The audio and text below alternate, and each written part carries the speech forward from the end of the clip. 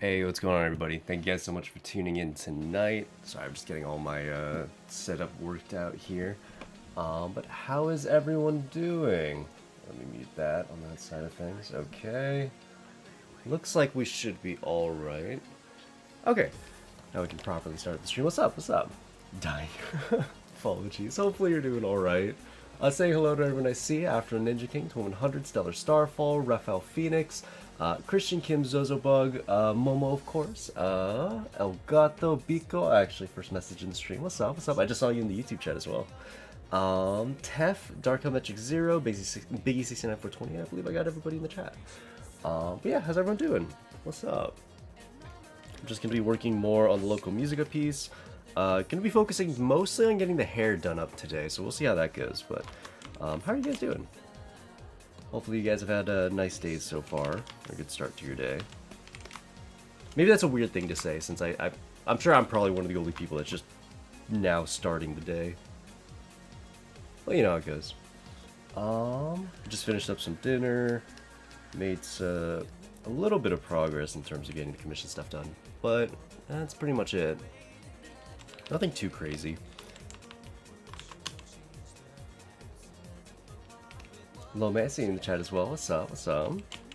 Hopefully all is well on your side of things as well. That was a bit of a repetitive sentence. Hopefully all is going well on your side of things. A little bit better. Not bad, not bad. Man, I'm kind of sad I can't approach the shading on this piece the same way as I did on the Goat-chan piece, because I really like the way I did the hair, and it was super easy, and as much as, like, I didn't have to try super hard. But because she's wearing the hat, it, like, just throws a wrench into those plans. It's just like, oh man, I can't get it to work with the hat in place. I tried something with the, you know, the cast shadow on the hat being there, but otherwise it kind of has the same aesthetic as, you know, the Goat-chan piece, but it didn't quite work out the way I thought it would. I still have the layer if I can make it work, but I don't know, it's looking less and less likely. Whew. But yeah, other than that, I haven't really done too much with my day. Shigukai, seeing the chat as well. What's up? What's up? Hopefully it light's treating you well. Just working on some of the rendering. I might actually end up turning off here. Let me turn off the clothing layers, make it a bit easier to see what we're working on. I find that when I see the flat colors of other layers while I'm working, I don't know, it adds like a lack of contrast that makes the piece look worse. Makes it look definitively unfinished, and obviously it is, but I don't know, sometimes it's just easier to look at one part of the drawing if it looks more complete. I don't know. Essentially, I don't want the drawing to look too lopsided as I work on it, that's all. I just realized I forgot to shade this in with that same sort of glow layer in the background. Let me see if I can do that. It's going to be a little weird though, because I'm going to... Yeah, it's going to be at 100% opacity, so I kind of have to erase it until it matches the rest. Yeah, I mean, that kind of looks vaguely the same. Yeah, I don't think anyone would question that.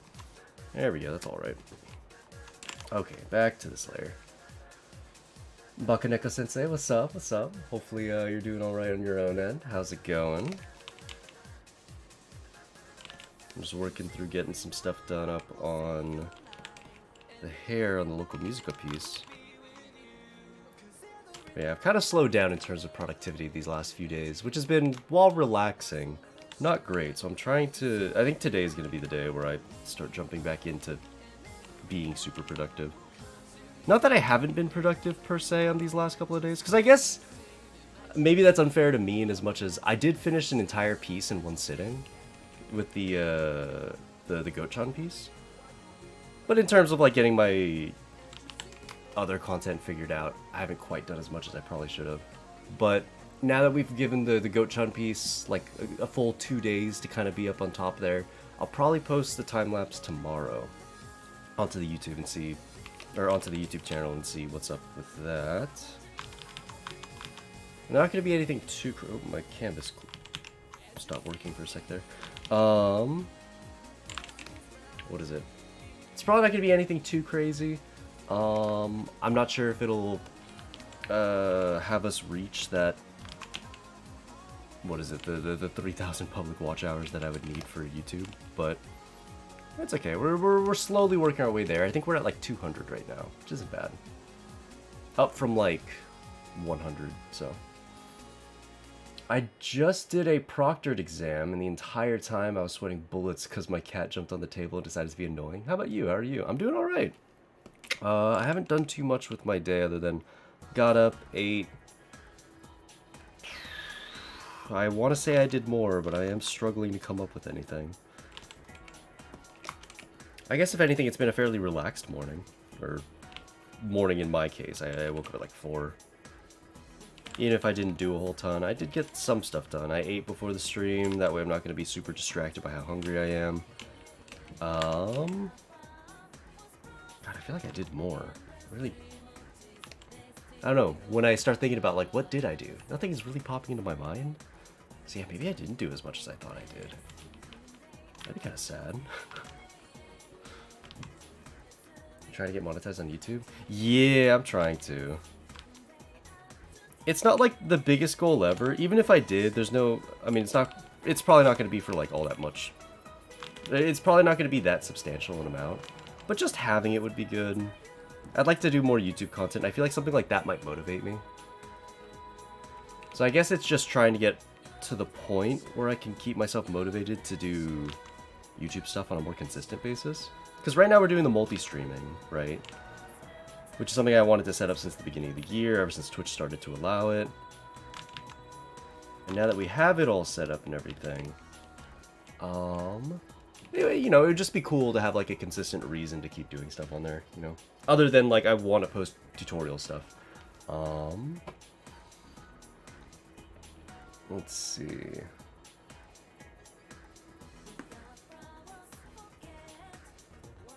It was indeed a process. My cat was watching me. My doctor, in fact. Fair enough, fair enough. But yeah, that's pretty much how my days went. Nothing too crazy. Hopefully you guys are doing well on your own ends. God, what did I do? I definitely did stuff. Huh. It's all kind of a blur. From the moment I woke up to where I am now, it's just a blur. I did my Nika dailies, you know, that was big. It was big and important. Surely that's not it. Surely not. Sub to your channel. Well, thank you, I appreciate that. The mobile game? Yeah, the mobile game. The one that we play on stream all the time.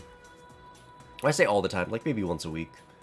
Or once every other week is probably more accurate.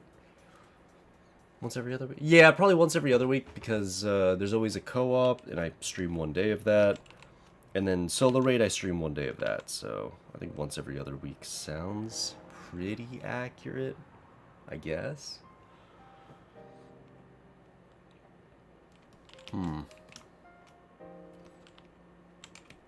Yeah, nothing too crazy outside of that.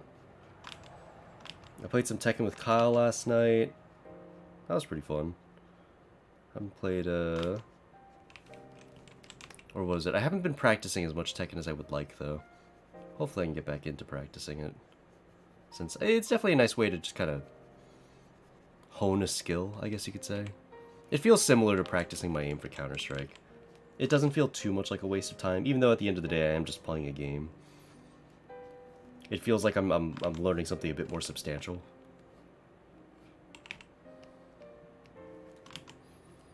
Solo raid stream tomorrow? Is tomorrow the last day?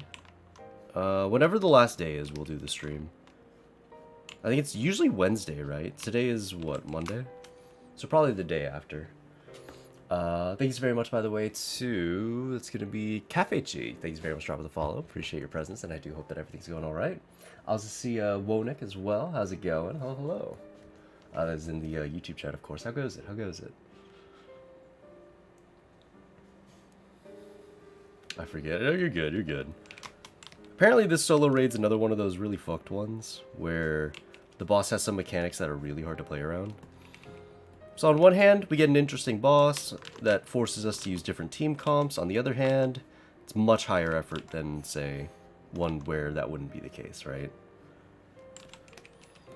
It's always give and take with those kinds of things. The bosses that make you think harder are also the ones that have you try harder, and when you're trying harder, it can get really difficult and really frustrating. You know, you think you're about to finish a run, then your team gets wiped, like, with 30 seconds left. Now you have to start from the beginning. So yeah, that's gonna be fun. Apparently a lot of people are struggling to make team comps for the current solo raid boss, so not an enviable position to be in. But I was looking at some of the team comps in Nikke, like, through the ranking on challenge mode. And yeah, the team comps are like all over the place. Like pretty much everyone's using the same teams 1, 2, and 3. It's teams 4 and 5. Everyone's just units I've never seen before are popping up. We're seeing like Folkwang and Arya occasionally, sometimes Coco, sometimes Mika. It's just like, it's strange. I don't think anyone really knows what they're doing yet. I imagine that by the time, you know, Wednesday rolls around, everyone will have like settled into, you know, the best 5 units, or they'll have tested all the different team comps. Legit, last time a solo raid happened, I forgot to do my rank tries. That happens. I mean, at the very least, if you make it to the challenge mode, you still finish, like, what is it, top 15% of the community, so you do get some kinds of rewards. It's not super substantial, but you do get something.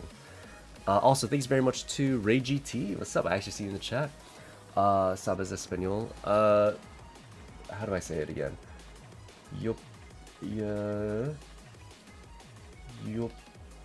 puedo leer en español, pero no puedo hablarlo. Hopefully that makes sense. I haven't said that in such a long time, I'm forgetting the phrase. But yeah, I can't speak Spanish, or yeah, I can't speak it, but I can read it decently well.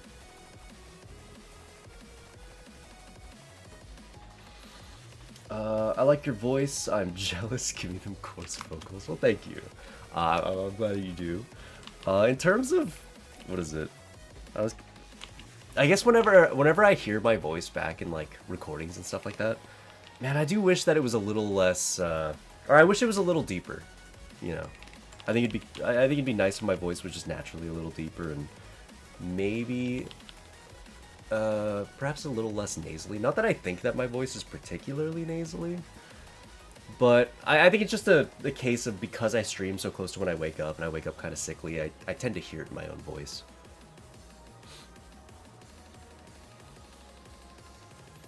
Your voice is 20 times deeper than mine. I should, or rather, I sound like a crippler. You're good, you're good. No worries.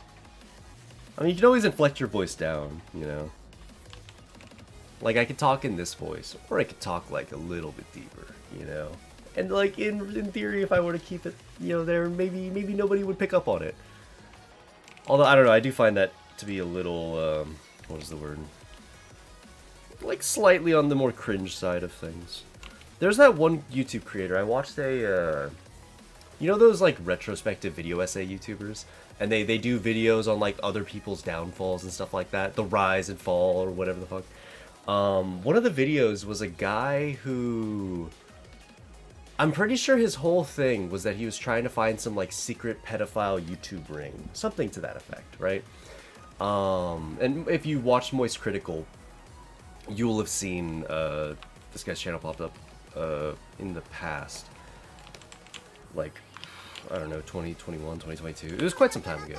But basically, that guy made a whole bunch of, like, horror videos, I guess. And he had made videos prior to that. But when he did his horror videos, he inflected his voice down to sound raspy, and he spoke really slowly. And it was kind of like, knowing what his voice sounded like and hearing what those videos sounded like, it sounded awful. Because you could just hear he was, like, trying so hard. It's like, no, I get it, dude. Your voice isn't actually that deep. Please stop. You know what I mean? I can't remember the name of the person. Nah, not Corpse. Trying to remember the person. Start with, yeah, I think the name might have had Max in it. Not sure. I think it was Mama Max. I actually nailed it on the Max then. Yeah, that guy inflects his voice down whenever he would make his, like, horror, like, false horror videos or whatever. God, it was just the worst. I actually had to, like, skip past the parts in the video where they give you, like, little segments of his videos. because it was just, I couldn't sit there and listen to it. It was the worst. It's like, God, make this guy stop talking to my fucking ear. I hate it. I hate it so much. Doodles do. Yo, what's up? What's up? Hopefully you're having a wonderful day. Sounds like the perfect name. But yeah, that was the guy, the Mama Max guy. But yeah, dude, I don't know if you guys have heard of his content or if you've heard him inflect his voice down, but fuck, it is the worst. It's hard to listen to. I went too deep on the Mama Max lore, it was just unreal. I just watched one video covering what had happened with it. Because I remember it happening because I watched a lot of Moist Critical and his name had come up a couple of times and whatnot, but I didn't know all that much about what had happened there, so I thought it was kind of interesting. Keep getting about his downfall in my recommended. Once you watch one of those videos, they just recommend you more, you know? Or once you watch like one of those rise and fall type videos, even if it's about like a video game or something, they'll just give you a whole bunch of video essays about, you know, YouTubers and their downfalls. Thanks very much, by the way, to Redundant. Hopefully I'm saying your name properly. Thanks very much for tuning in. Hopefully things are going well. I'm trying to figure out how to get, you know, the piece looking nice. It's been a bit of a struggle, but we're getting somewhere. How goes it? How goes it?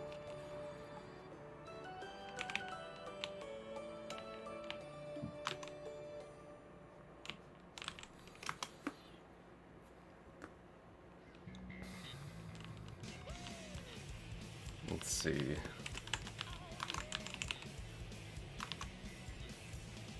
Oh, speaking of video essay type things, I was just recommended a video about, what was it, the current state of Valorant, because the thumbnail said something about like the game is dying, and that's the first I've heard of that. And as someone who plays a lot of Counter-Strike, nothing would make me happier, you know what I mean? So I went and watched this video, and some of the points that are being made are just so foreign to me as a Counter-Strike player.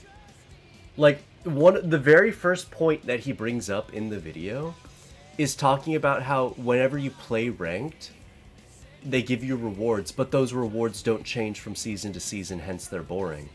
And I'm just kind of sitting there like, do people care? Are people actually playing to hit these like higher ranks in Valorant to get some kind of reward? Is your reward not curb stomping the other player because you were simply better? Is that not the reward already? It was such a weird concept to me, because like, I don't know, if you play, you know, Counter-Strike, you don't get anything. Yeah, you hit like Global Elite, fucking whoop-de-doo, nobody gives a shit. Like, it's all about a show of I am better as a player. So when you go to play Face It, and you don't get your shit pushed in, right? You go to Pug and like one of those like more serious services, and the reward is that you are now just a better player. Congratulations. And that's a good reward. That's good. You know what I mean? I find it so weird that they're like, oh yeah, I gotta hit Radiant this season to get my seasonal rewards. Like, what? Is that the only reason you play? Like, how is that incentive? Why is that their incentive? It's just a weird concept. Whenever I watch Valorant clips, I don't know how to feel about the game because it looks like people get one-shot all the time. I mean, it's a game kind of, it's a tac shooter. You know, and pretty much all tac shooters, if you get shot in the head, you're dead. I mean, depending on the weapon, depending on the scenario. You know what I mean? Probably because CS is an older game. It's just a better game, frankly. But, I don't know. Like in CS, the reward for getting good isn't I get a little pin that I attach to my gun. It's I am better than you and will beat you more consistently now. You know what I mean? And sometimes if you're, you know, pugging on Face It and you're getting really high elos, like you're, you know, top 1% of people that pug, then you get paid, you know? But like, those are your rewards. It's not, oh, I can hang this little trinket from my gun. It's strange. Like, why do people care about that? I don't understand. In a video talking about why the game is like losing popularity, that was like the last thing I expected to hear. Is like, oh, the rewards, they're kind of stale. They're a little, you know, they're the same every season. It's like, you guys get rewards? And you play for the rewards? What the fuck? What the fuck? So I don't know. That was strange to hear. So they have a Saitama moment. Say out the mark is better than being the strongest. I don't know. Maybe. I gotta think about that analogy a bit more. Yeah, very, very weird to me.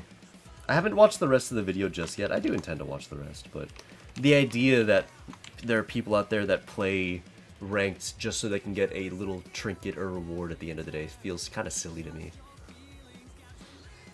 I don't know. Do other games do that? Is it because I come from Counter-Strike that the idea of getting anything for playing the game is weird? Like, for me, just the little thing that says, like, oh, you're X rank or Y rank, that's what's worth it for me. That's why I play. Just so I can, like, say, oh, definitively I am a better player and better, you know, in every way. When I pull up my Leadify profile, I can say, like, oh, yeah, my aim score is you know, roughly here. So, in theory, I am just a better aimer. Stuff like that. That shows questions are yes and yes. Do other games really do that? Like, they incentivize you for playing ranked by getting you stuff?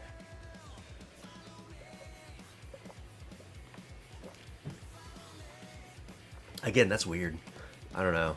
Like, it makes sense, except for, I mean, you know, this video's going over why the Valorant community's kind of shrinking. You know what I mean? So, if you incentivize people with that, and then you don't give it to them, or if you don't switch it up enough, and then people stop playing, I don't know. That feels kind of an unhealthy relationship to build with the player base. Compare that to Counter-Strike. Valve didn't touch the game for fucking years. Outside of, like, really minor translation updates. And people kept coming back. In fact, the community was getting bigger and bigger, you know what I mean? So, there is no reward for playing any of that, like, or for playing competitive or ranked or whatever. You play the game because you like the game gets bigger because it's a good game, you know what I mean? It's not like, oh, we gotta reward people, otherwise they won't come back. No, stay here, here's a reward. It's like, what the fuck? Why is that required? I think it is. Most players play stuff to earn something. Respect has kind of gone down the drain in terms of being a satisfactory reward. It's strange. Very strange. I don't know. On one hand, I get it. On the other hand, it's just weird for a competitive game. Like, when you play a game of pickup basketball on the court, you don't get anything. Like, what's your reward? Oh, you're just a little healthier. You know what I mean? Your skin might look a little bit more glowing the next day. Your complexion would look really nice. Your muscles just that little bit more efficient. They're a little stronger, a little more buff. You know what I'm saying? That's what you get. You don't get like, oh, you play pickup basketball. Here's your gold star. Here's a gold star. You guys won? Oh, you get 2 gold stars. 2 gold stars for winning. That's weird. Like, am I the only one that looks at it this way? Surely not. Because, I don't know, whenever I think of esports games, I don't think games that reward me. I think of, like, the reward is the skill. So, Valorant being an esports-centric title, I expect it to be very similar. In the same way that you wouldn't expect to get, like, a gold star for playing pickup basketball on the court, I wouldn't expect that they would care about some sort of ranked reward. Yeah, some people just play the sport for the benefit of exercise. Yeah, exactly. You know what I mean? Like, those are the rewards. Hey, Bakaneko, I see you in the YouTube chat as well. I'm here now. They sure don't play for fun. It's weird. I don't know. Again, I just feel like that's such a rough system. Again, maybe I'm weird, but...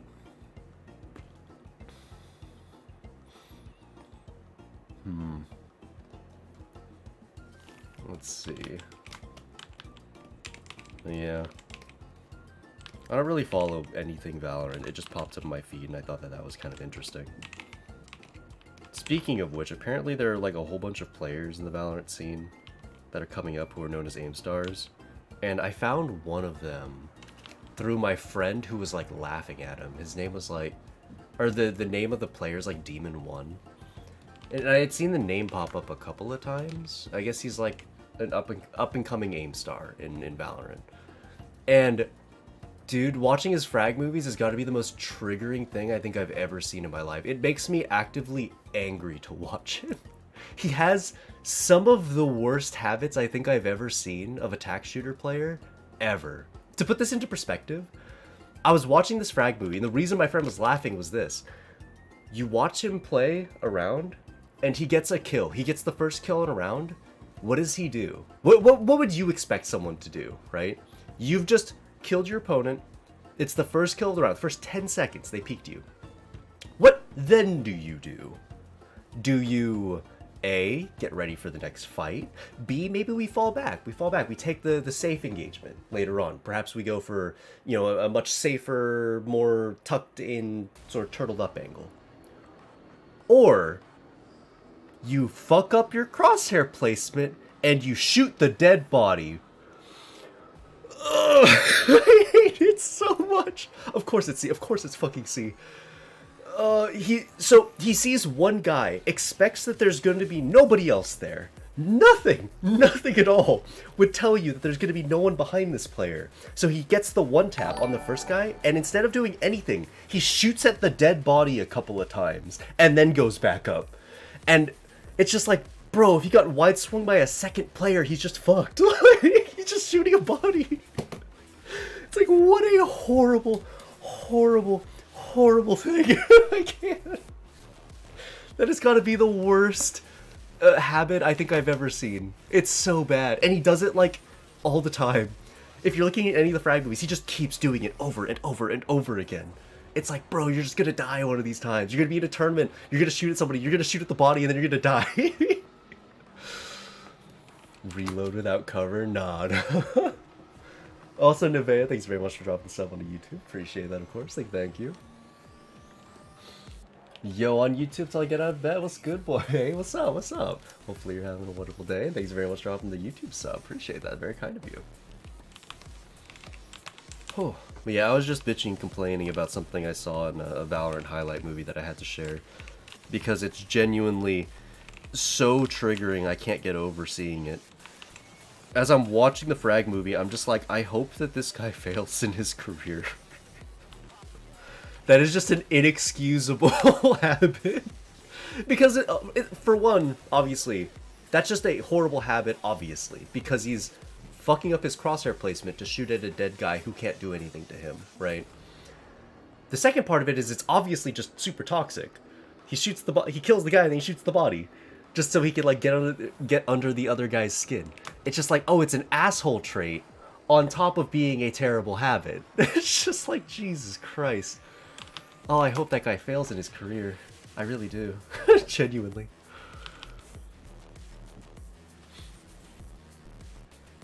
Post it, we can make fun of it. I don't know if I want to post a Demon 1 frag movie. I don't know, it's ass. I only play it because my cute friend invited me to play with her. Yeah, pretty much the only reason I sat down to play Valorant is because I had a real life friend that was like, yo, you hear about this Valorant game? You want to play it? And he was a guy that, you know, I hadn't hung out with in a very, very long time. And I was like, yo, sure. And I have fun with the game. It's not the worst game of all time. As a Counter-Strike player, it's familiar enough that it doesn't feel horrible to play. But I always say this, if Valorant's like an 8 out of 10 game, Counter-Strike's a 10. And if I'm going to play attack shooter, why would I not play the 10 out of 10 game? Why would I stoop down to the 8 out of 10? It just doesn't make any sense. The only reason is I would be invited to play, and even that these days probably isn't enough for me to sit down and play it. The knowledge checks are just too heavy in that game. I don't know, I generally don't like knowledge checks in anything. I deal with it in Tekken because I think it's fine. It's whatever. I like Tekken. But yeah, I don't want to deal with... How would I put it? There's maybe a threshold where I'm okay with knowledge checks if the game reaches a certain level. Maybe like a 9 out of 10. I'd be okay with a 9 out of 10 game with knowledge checks if it were a 9 out of 10 with those knowledge checks. I think Tekken's probably there. I don't know, I haven't really thought that idea through, don't quote me on it. But there's maybe some threshold where the game is fun enough that the knowledge checks don't really make me hate it.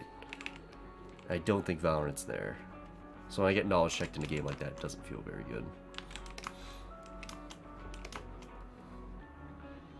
But honestly, as far as the post is, we can make fun of it. It literally is just like, I don't know, any Demon 1 frag movie. I'll see it here. I'll maybe play it over the stream. Highlights. See, Drainus, yo, what's up? What's up? CS2 on top. CS2 is on top. Thank fucking God.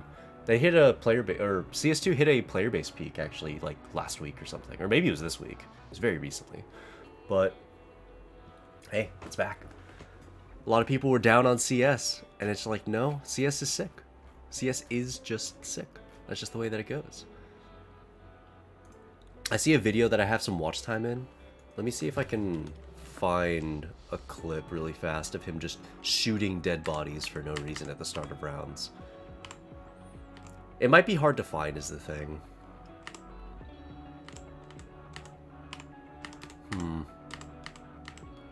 Because, like, obviously I don't have the timestamps.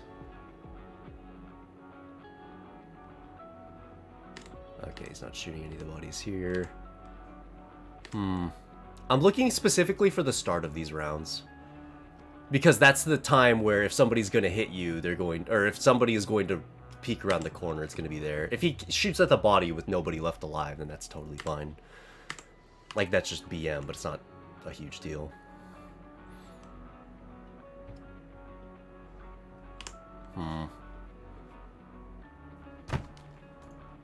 Chocolate looks fantastic. Well, thank you, thank you. Episode 10 was perfect. I still haven't watched it just yet. Actually, was episode 10 the one that just came out last week? Or was that episode 11? I can't quite remember.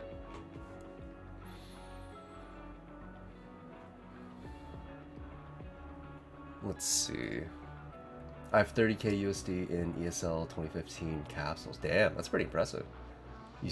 Did you see Bitcoin? It went up to 72k today. I don't really pay attention to cryptocurrency or anything, to be completely honest with you. Like if I owned any, then maybe I would, but yeah.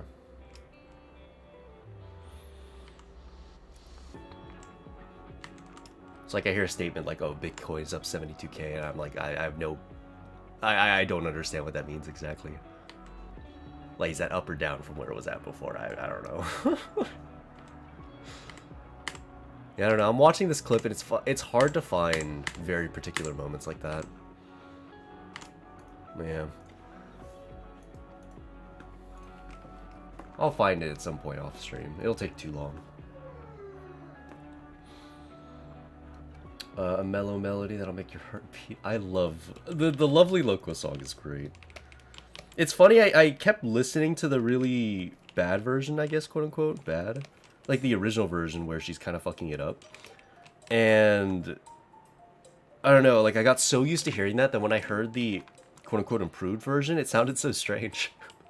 It's like, I'm not used to this. I'm expecting, like, her overdoing it in terms of, like, the singing.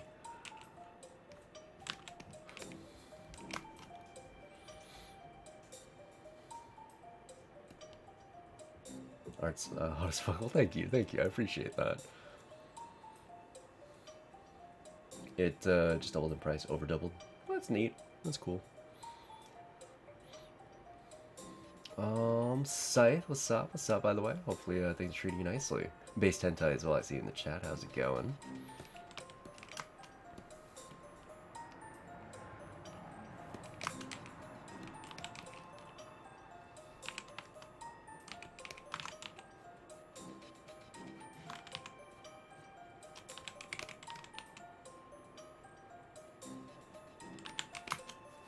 I don't like the way I'm going about shading this.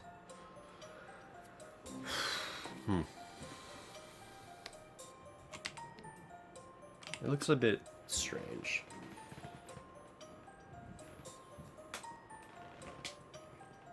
I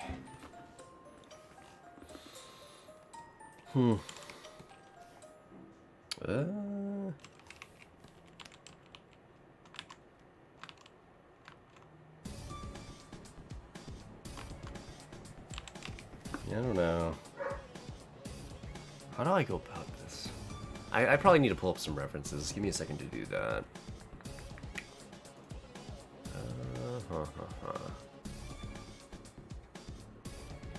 I probably should have pulled up some references beforehand, though it is kind of hard to find local Musica references or Matama references that would fit for Matama. I guess it doesn't have to be particular to her or anything. It would just be nice if it were. That's all.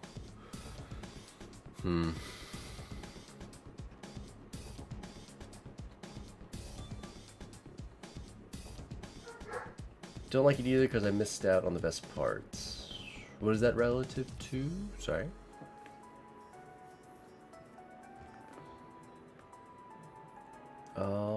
I bought some of it. It was at 22K. Oh, I already read that. We're good. We're good.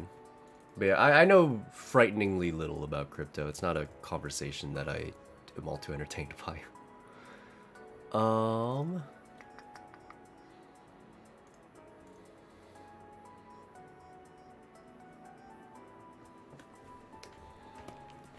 It was relative to the shading. A little confused. Can we, I hate to cut off conversation. Can we talk about literally anything else? I don't know. This is like the same as people talking about League of Legends in chat. It is hard to care. Thanks very much to Nevea. Thanks very much for dropping the arch. My brain just turned off. Nevea, thanks very much for dropping the tier 2 sub. I appreciate that, of course. 12 months up to the stream. Long time to being here, and I do hope that everything is going all right. Damn, whole year, happy anniversary, brother. Yo, I appreciate you being here, dude. Thank you, thank you. I'm just doing the best that I can in terms of getting the piece underway, and it's looking all right. I've got some what is it? Some problems I need to shore up, but we're getting somewhere with it, which is good, right? Does that feel when people start talking about fighting games? That is fair. I guess in my case, it's more that I'm just the guy streaming. I can kind of dictate where the conversation goes. Fighting game talk is fun for me, so I'm fine with it. Crypto coin talk is not, so I'm not so fine with it. League of Legends talk, not so fine with it either. Other than if we're making fun of League of Legends. I like making fun of League of Legends.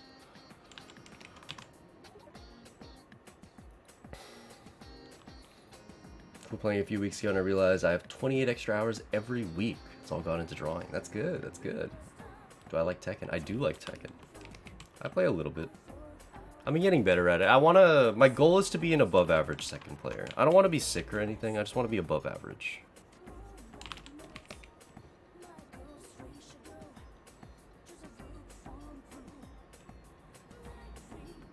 Has anyone thought that your art was AI in the art story? Yeah, that's happened to me too many times, frankly. They're not particularly fun stories, they're just kind of sad. Like people just stalking all of my pieces and adding people who liked my pieces or commented saying like, oh, you should stop supporting this guy, he uses AI, because he used some AI art checker that was just wildly inaccurate. And it's like, oh, this piece is 92% likely to be AI. And it wasn't until one of my viewers kind of added him. It was just like, here's your same art checker with some of his pieces before AI art was a thing. And they all ranked at like 99%. It's like, gee, so he was AI before AI existed, huh? He must have been using Stable Diffusion before it was big, you know what I'm saying? And that caused him to delete his entire account. But that was just not fun. He was like messaging everybody that followed me, all the other big like streamers, VTubers, all that, and he like they would send me messages of the messages that he had sent. It was annoying. So I had a guy like just stalking me saying that I used it when I didn't, and provably some of my older pieces under that same AI art checker actually ranked higher than my current ones. Even though, again, they came from times from well before AI art existed, so it's fun.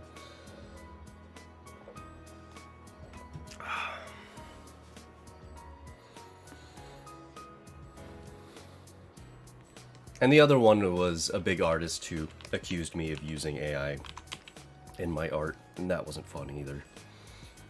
Because it was like an artist I really liked, so kind of sucks. I was actually going through a few of my older pieces, and he had like left comments on them, saying like nice things, so it felt like especially bad.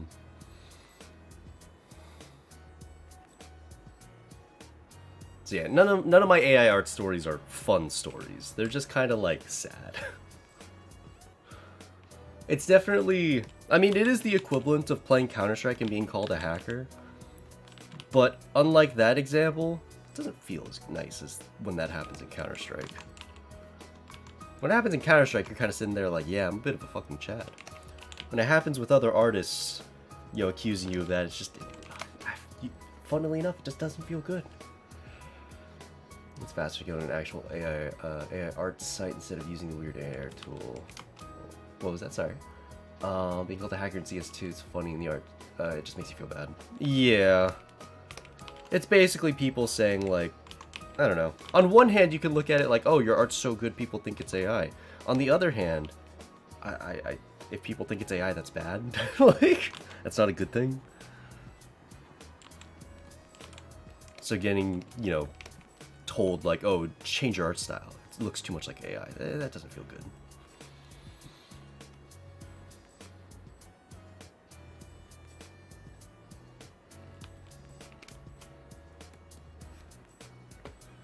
Man, how did we go from one shit conversation to this? If anyone's been on my stream, they know how much I hate talking about AI on stream. So we went from the crypto talk to this. It's just like, man, these are some whack ass conversations, man. Why is this the direction the stream's gone today?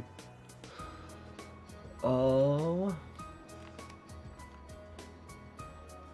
I can see why it's difficult to see the flaws of AI mistakes. I mean, I would just put it like this.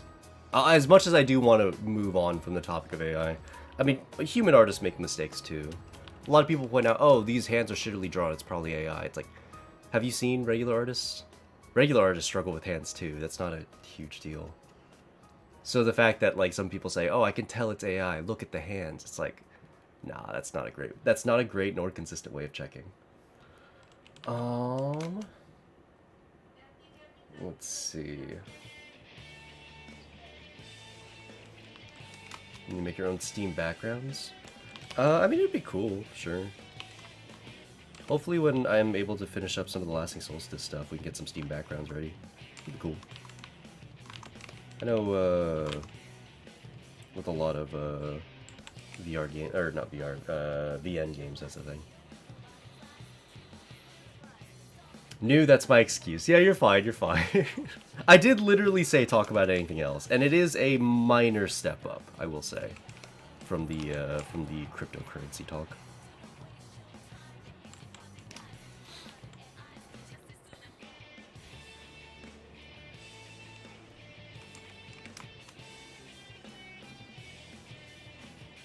I got like 50k Steam points. Yeah, I've got a whole bunch too. I don't know exactly how many. I don't really know what to use them on.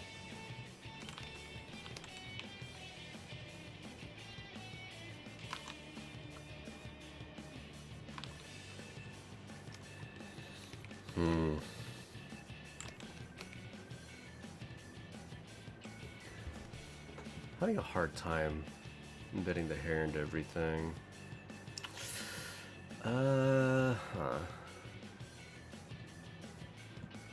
I really just want to do the top-down lighting effect that I did on the goat piece.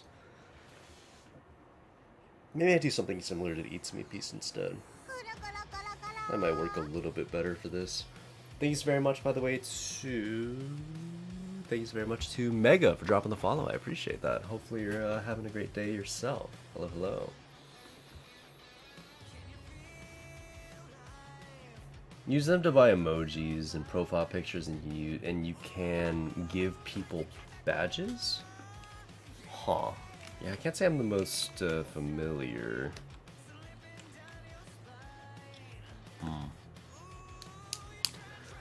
How did I do the render on that 8 piece? I did that render in one sitting, and even now I'm sitting here like, god damn, how did I do that? I guess it's because I started with the... Honestly, I think it's just purely the fact that the hat makes this piece so much harder. I don't usually draw characters with hats. As weird as that sounds, it changes the way the lighting on the hair works, and I have to think about that quite a bit more. How do other artists approach this? Let me see. Kind of just their normal approach, but with the cast shadow, that seems pretty obvious. What's for these other ones? Same thing, same thing, same thing. Yeah, I don't know, maybe I am overthinking it. As I'm drawing through this, it's just like, well, yeah. That is the most logical approach. Just don't change the way that you render hair, but instead just add a cast shadow. Fair enough.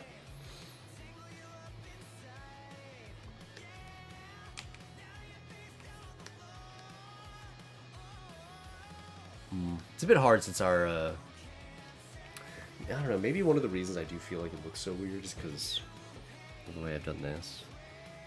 Well, I mean, maybe I should just add the cast shadow right now. Hold on. Just so I stop worrying about it so much. Obviously, the color that we're using is way too dark. I'll adjust that as we go, but let's get this figured out. I feel like not seeing the cast shadow is throwing me off, because it almost looks like the light's emanating from within the hat otherwise, and obviously that's not what I'm going for. So hopefully keep me on track a bit better.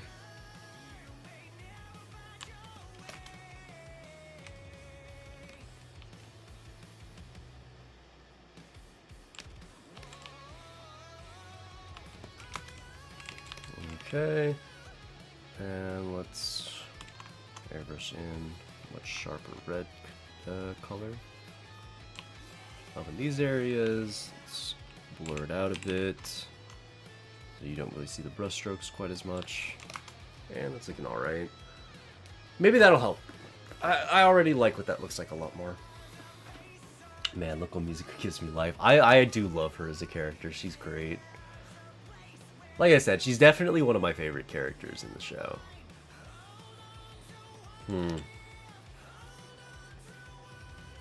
Let's see. I probably do want to make this bit lighter. Do it that way. I wonder if it's a little too low on the head. It might be.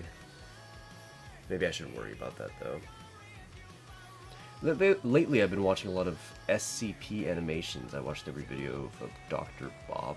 I can't say I know who Dr. Bob is. And can't say I've heard of like there being a huge SCP making or animation making community out there in the world.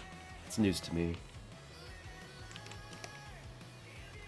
I guess it makes sense that it would exist. I guess I've just never thought too hard about it. Let's keep that right about there. So that's 80% opacity for the cast shadow on the hat, which I guess looks pretty good. Let's go back to our other multiply layer. And something I kind of want to try. This is what I did on the Eats Me piece. Let's grab a kind of... Yeah, okay. So I grabbed a tone that's quite dark, but not as dark as the shade that we were just using. Let's go maybe a bit lighter. And I'm going to erase out tops of the hair. I'm going to try to... Here, let's use a pen to do this, actually. That way it has this very on and off consistency about it. Because I want this shadow to at least start relatively harsh. We'll blur it out after, but let's be very mindful of the areas that I deem to be the top, facing towards the light in the bottom.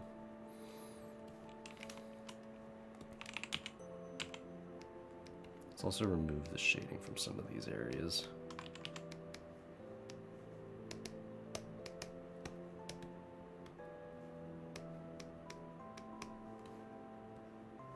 Okay. Although I do kind of wonder if this is making your hair like a little too dark. I can always adjust that though. Where is her base hair tone? It's actually quite a bit brighter than this, so probably will need to adjust it. There we go, so let's blur it out a bit. Just a little bit. And then, well, let me see what this looks like with the lighter hair tone. I'm just gonna grab a regular hair color and we're just gonna up the brightness on it a decent bit. I don't want to go too far because her hair is still pretty dark. So maybe we go right about there. And now I'm going to erase out, whoops, wrong layer. Just kind of strands of hair here and there.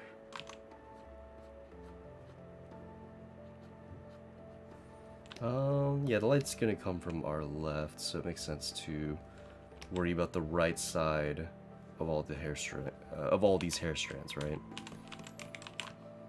And that's what I'm going to be adding extra definition to. I watch videos at 2.5 speed, so 4 hours is like 1.5 hours. That makes sense. Also, Gamba, I see you in the YouTube chat. What's up? What's up? Hopefully things are treating you well. What is that emote, by the way? What is this? Oh, it doesn't let me, like, click on the emote. It's not... I'm so used to what Twitch chat allows me to do, where I can kind of like hover over an emote and it tells me like what kind of emote it is, like the name or where it comes from. Unfortunately, it doesn't let me do that here.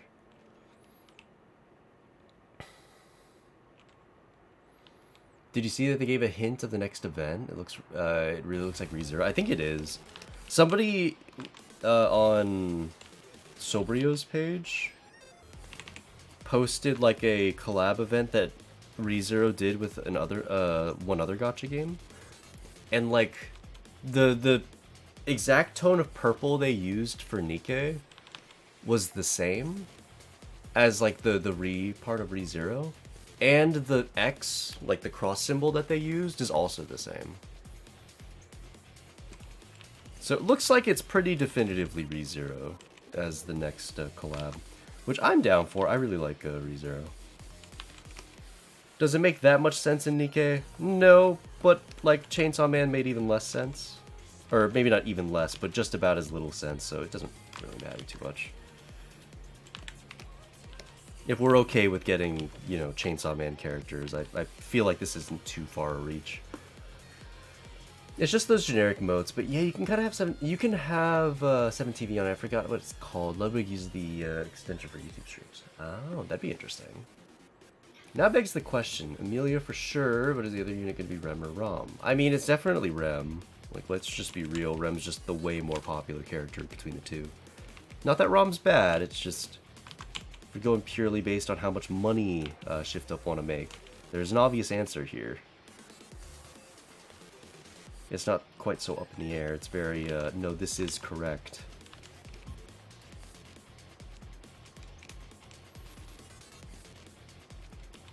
Could be both as one unit. Like that one unit you were drafting up. I think it's more likely that we're just going to get Rem and Rom as two separate units, and then we're going to get Amelia as her own unit as well. I think that's by far the most likely scenario. But you never know. I'm interested in seeing what outfit they give them. Well, to be fair, actually, in all the collabs, people just wear their standard outfit. So it probably will just be like regular Rem and Rom.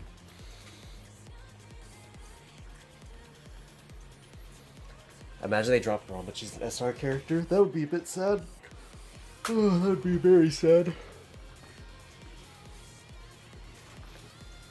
Oh, actually, but that's what they did with Epic 7. Rom was free, Rem was a paid 5-star. Damn, they probably will do the same thing for Nikke too. Rom is the SR, and then Rem is the SSR. It's sad to see them in two different categories, but even within the universe, it kind of makes sense. Rem is just a significantly more powerful character than Rom. So even if they went for the route of being accurate to the original show, I mean, no, that's pretty accurate.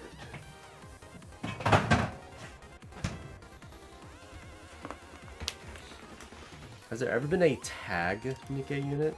No.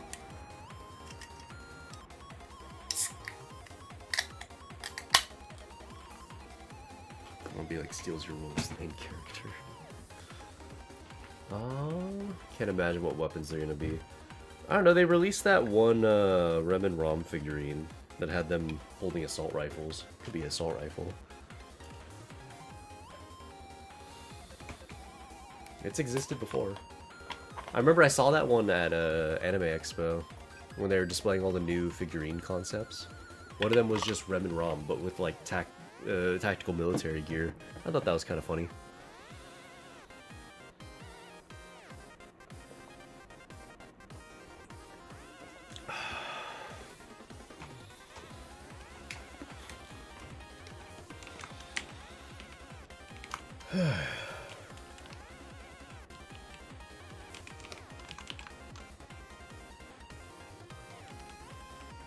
Honestly, just adding this little bit of texture to the hair has been helping quite a bit.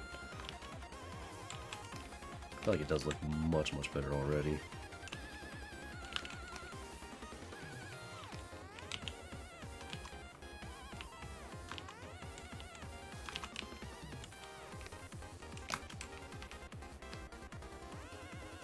Although I don't love the transition to the shaded bits now that I'm looking at it from further away.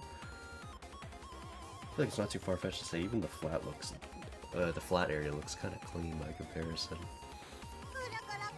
Maybe it's because of the screen that I had over... Which layer was it? Was it this one? Yeah, maybe it's because of this layer. It looks a little strange. I'll have to play around with it a little bit. Thank you very much to... I can't quite read the name, but I appreciate you taking the time out of your day to be here. Hello, hello. AR-15 with the Roman Run paint job. I think you guys have the range. Love it. Be interesting. Every time I'm like, okay, this is my last Rem figure, I end up finding a cuter one at a con. They make so many of them. You just have so many choices.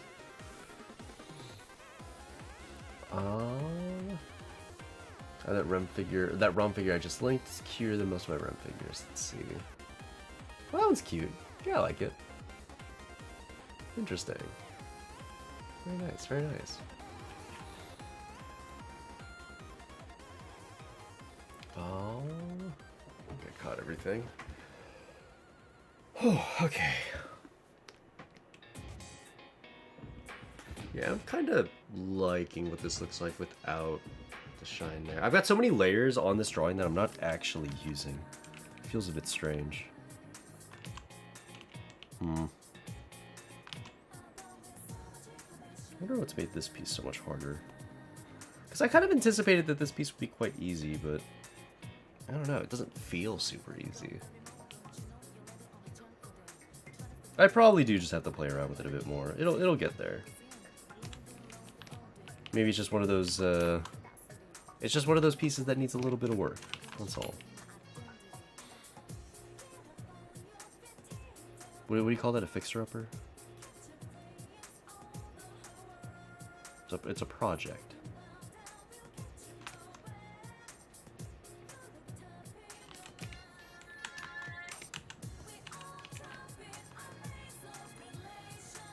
I have 4 Rem figures, man. I need to stop.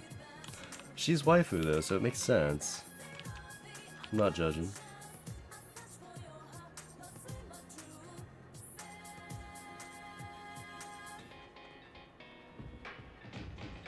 And this is that thing about anime hair. I do find it hard to be super consistent. With the different hairstyles, with the different types. Like, I do find streaked hair, for example, is quite hard for me.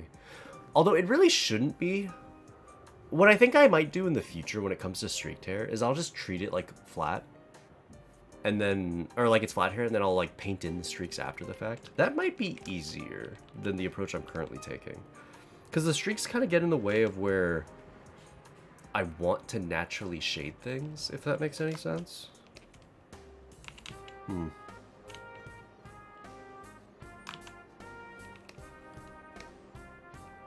And they're not that hard to paint in, if we're being real. Like, if I decided to go the route of, oh, I'll paint in the streaks after. It's like 10 minutes worth of time, but while it's in the piece as of right now, it's certainly taking longer than that to get the shading done. So maybe when it comes to efficiency, I should just treat streaks as like a overpainting deal. Like, do them later, work on the main body of, the main body of your work first, perhaps.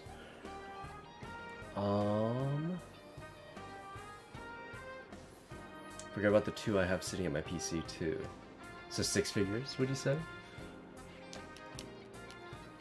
7 Rams, 1 Amelia. I haven't even watched ReZero, but my friends know I like short-haired girls. Oh, so they just keep giving you Rem as a figurine. That's funny. You should totally watch ReZero though, it's pretty good.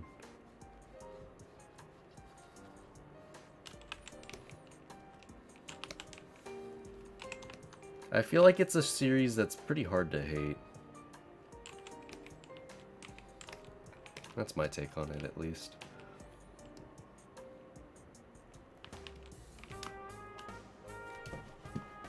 Let's see. Oh, the Donkiro, or not Donkiro, sorry, Danmachi one as well. Very nice. Yeah, I really should. I like how it looks, and I don't know why I haven't. It's a great show. Like, it's really, really well done.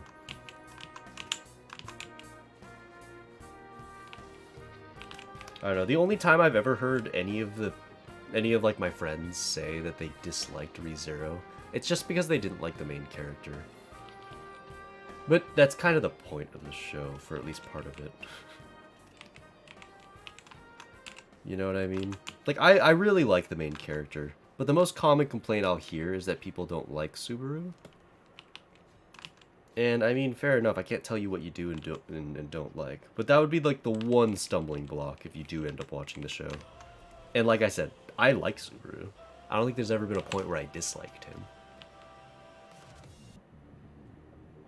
Or more specifically, when I wasn't meant to. You're definitely meant to dislike him at certain points. But again, that's kind of the point, so that's fine. Love art stream, so I'm happy to be here. What's going on? I am Bread Dude. How's it going? Appreciate your presence in the stream tonight. It happens quickly. It does. It does.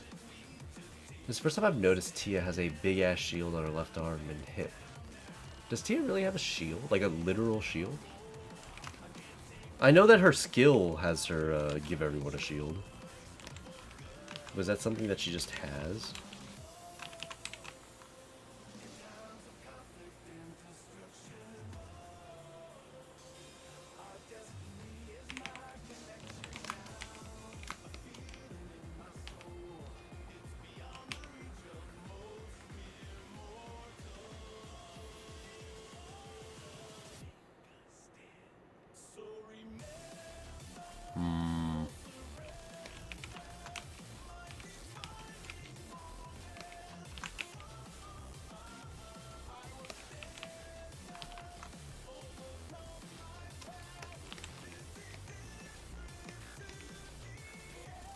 I don't know, I keep coming back to this angle that I don't love where the hair is at, and I don't know what the best way to fix it would be. Which is interesting, her hairstyle is not even that hard. I don't know why I'm struggling so much with it. Like, my brain just keeps coming back to the idea that it's the hat. The hat is the one thing that makes this hairstyle different from what I usually do. So the hat's just kind of like fucking with me, you know? I feel like it shouldn't be this big of a deal, at least. The fact that I'm struggling feels a bit strange.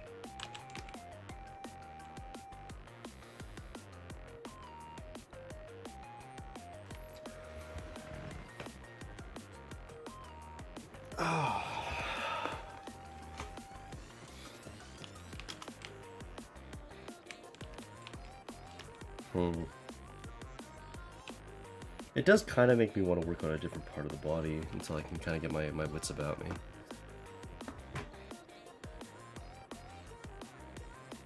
I don't know, I feel like I'll just keep coming back here until I fix it, though. So, you know, part of me just wants to get it done now.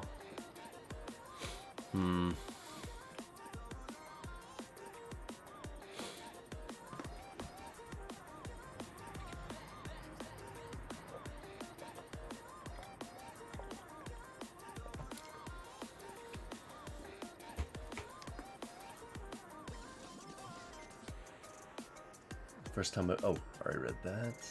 Looks like we're good.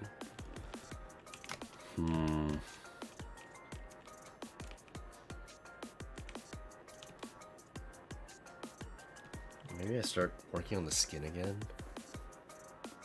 I really wanted to get the hair done up now, though. Stress. Let's try adding the backlighting to the hair. Maybe that'll make a substantial difference to the way I feel about the piece, you know? What layer would we want to do that on? Probably up here somewhere. In the show, they always highlight her hair in yellow. Is that the case for all characters? No, it's just her. In the same scene, a character will have like yellow highlights in her hair, purple. So like Kiwi has purple highlights, she has yellow, but they're like standing next to each other. So the highlights in their hair are very particular to their design, I guess. Oh, that's interesting, but only in her transformed state. Because otherwise she has purple highlights in her hair. That's interesting. Kiwi must be the same way, huh? Let me double check. Kiwi, Araga. Okay, so her highlights in her hair are purple when she's transformed and white when she's not. Wow. How am I just now noticing this? The character's hair highlights literally change color as they transform. That's really neat. Am I the first person? Or, well, not obviously I'm not the first person to notice it, duh. But, like, have any of you guys noticed that? Am I just... Maybe I'm just very inattentive?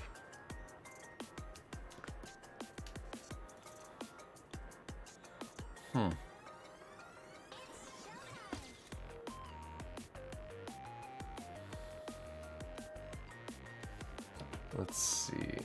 To be fair, I'm always looking somewhere else. That is fair. That is fair. Yeah, let's use this new layer. Let's go yellow-ish. How yellow do we have to go? Kind of like that color. It is a little dead, but I don't know if I want to go as saturated as the actual show does. Let's see. If we go darker and more saturated. Let's try this. We can always change it after, but I'll flip the canvas. So I'm going to be... I have to remember that I'm going to be shading the right side of everything.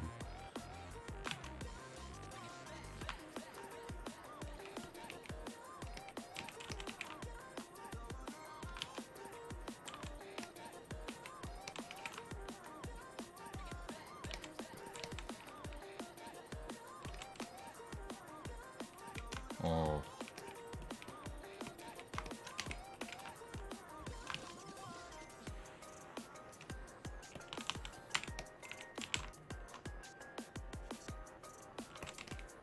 I don't actually know how far I want this highlight to go. I definitely don't want it to go that far.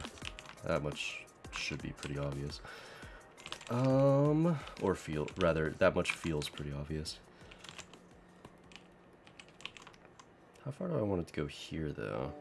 Maybe something like that.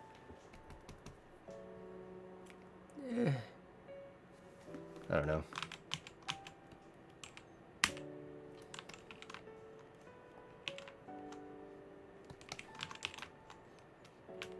Yeah, I'm surprised. I don't know. I find it weird that I'm having so much difficulty with this piece. Maybe it's just because I've been staring at it for a while. Usually the slower I go on a piece, the more I start to question myself. Like with the Asana piece, I loved where that piece started, and then the longer I was working on it, the more I felt like I was kind of fucking something up. So maybe the idea is I just need to work faster. I mean, I understand why I didn't, as much as I've been working on, like, other things. Or rather, it comes down to, I've been working on other things, and this has kind of been on the backseat for a while. This is kind of taking a backseat to those for a while. But still. Yeah, like, I don't love how yellow it looks. It feels like I almost have to go all the way and make it like a bright yellow. What does that look like?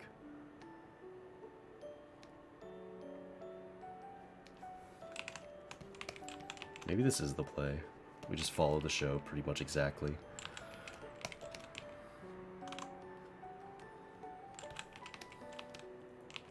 Although, I don't know, it feels like now the hair looks too flat. Dude, there's no winning. It's either too boring or too flat. Or rather... No, honestly, I think the only problem is that it's only ever too flat.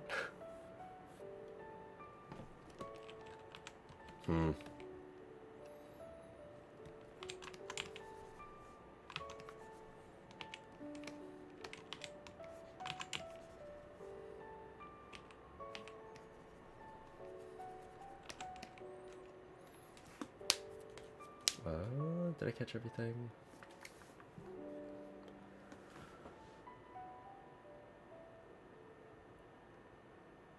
I think I caught everything. Where do I want to go?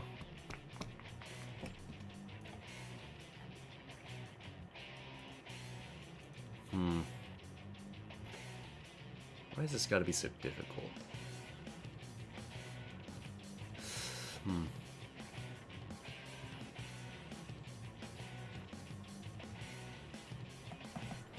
Let me turn off the hair for now. Turn off the skin.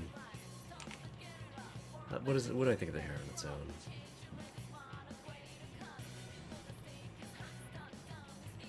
Something's missing. I don't know what it is, though.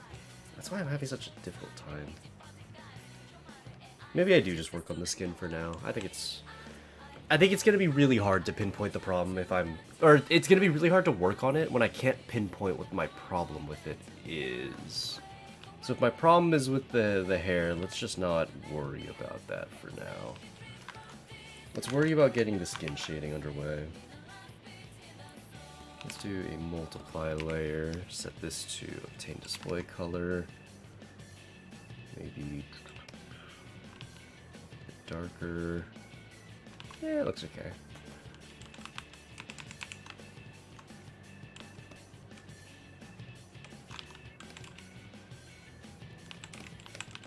This is something I've been trying to do more recently, but using a multiply layer after the standard base color of the skin. So I come up with the base color for the shading, rather, and I just kind of keep that consistent. This is all just the same color. And then to make further adjustments, I use the multiply layer. I don't know if it's actually any better, considering we only have the one tone on that shading layer. Maybe it doesn't really make too much of a difference. But I guess the idea is that when I do it this way, or how do I put it? I have a natural tendency to make the skin tones too saturated. So this is kind of, I guess in a way, forcing me to work with a more desaturated palette, so I don't go too far in any one direction. Does that make any sense? And this is, again, just particular to me. If somebody else were drawing this, you know, obviously they could use, you know, if they wanted to pick their colors manually like I did on the first layer, then by all means go for it. But I think for me, this might be a good way to shore up my, like, natural tendencies.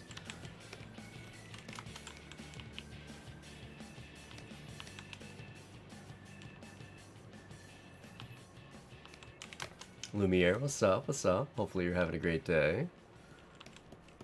Just doing a bit of shading, don't mind me. How goes it?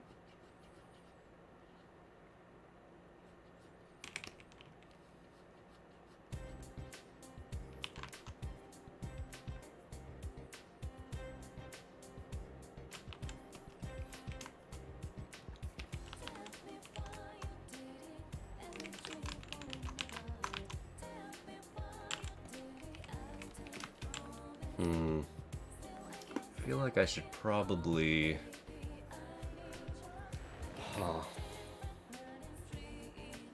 I want a nice gradient starting from about halfway down her chest, going down to her thighs, but I don't really know how I want to go about that. Like, do I want to do that in a multiply layer, or do I trust myself to just pick a color? And by that I mean, do I trust myself to pull a color from one of my recent canvases and put it in and adjust it where it needs adjustments? I really don't know.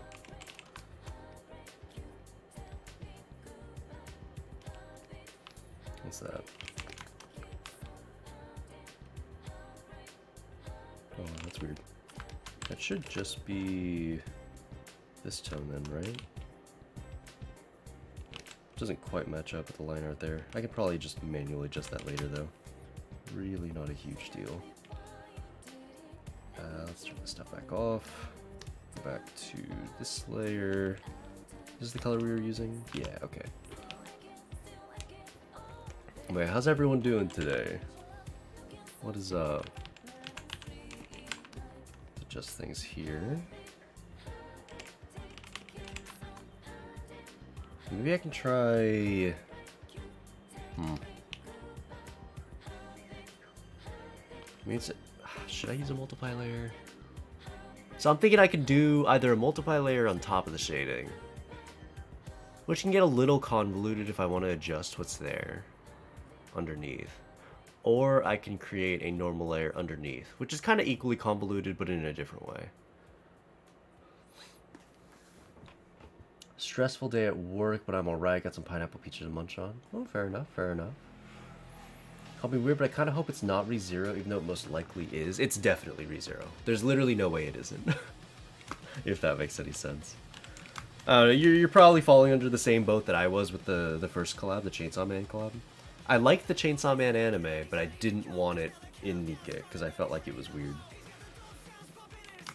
So you're probably in a similar boat. I'm more open to ReZero being in Nikke, though, since A, we already got Chainsaw Man. I think Chainsaw Man just doesn't work at all with Nikke. So at this point, if we're okay with that being in the game, then I'm fine with throwing in ReZero. But the other side of things is I think ReZero actually has waifus I like. Chainsaw Man had the problem of, like, I don't really care about Power or Makima. I like them as characters, but that's as far as I'll go. You know what I mean? I'm not, like, you know, I'm not super stressed if I don't pull them, right? Versus, like, take the Nier collab. I really wanted to be an A2. You know what I mean? So if it's a ReZero collab and it comes out and they come around with Rem, Rom, and Amelia, I do like those characters, so I'll definitely pull for them. I recently started to play Chrono Trigger to know about the game Toriyama Sensei made. Ah, I know very little about Chrono Trigger myself, so yeah, it might be an interesting way to go or that might be a fun little thing to go and check out.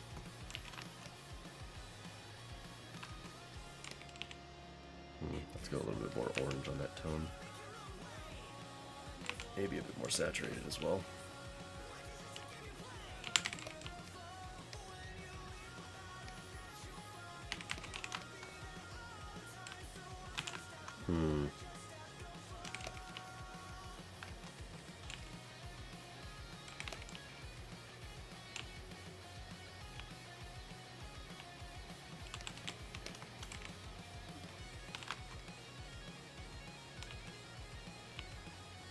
Yeah, I don't know if I'll stick with this layer. I'll probably drop the opacity a decent bit.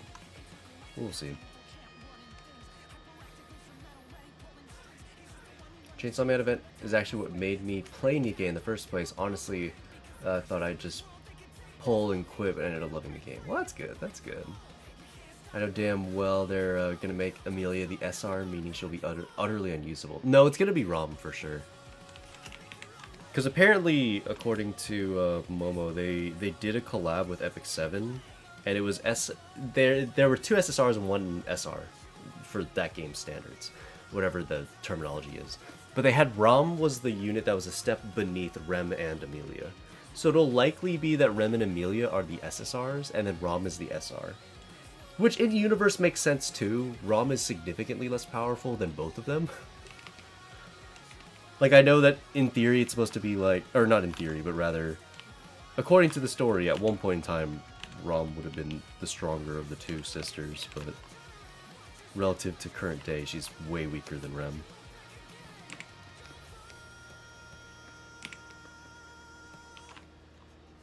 So if that's the way they decide to do it, it makes perfect sense.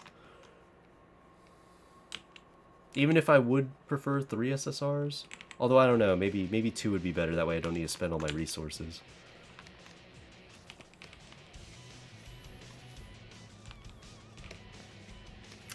Yeah, you know what, I'm not digging this color I chose.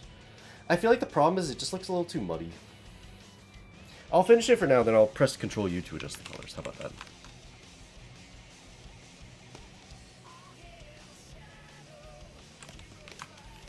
Okay, so let's also airbrush this in a little bit, airbrush this out. Okay, if you look at the difference that makes, I think a gradient does look good in those areas, but I don't love the color we chose. So I'm going to up the saturation. That's way too high. That's only +7. Let's up the brightness a decent bit. We're at +10. Let's drop the saturation. And it doesn't really feel like I've changed much. Let's drop the opacity of this layer instead, just to make it more subtle. Thanks very much, by the way, to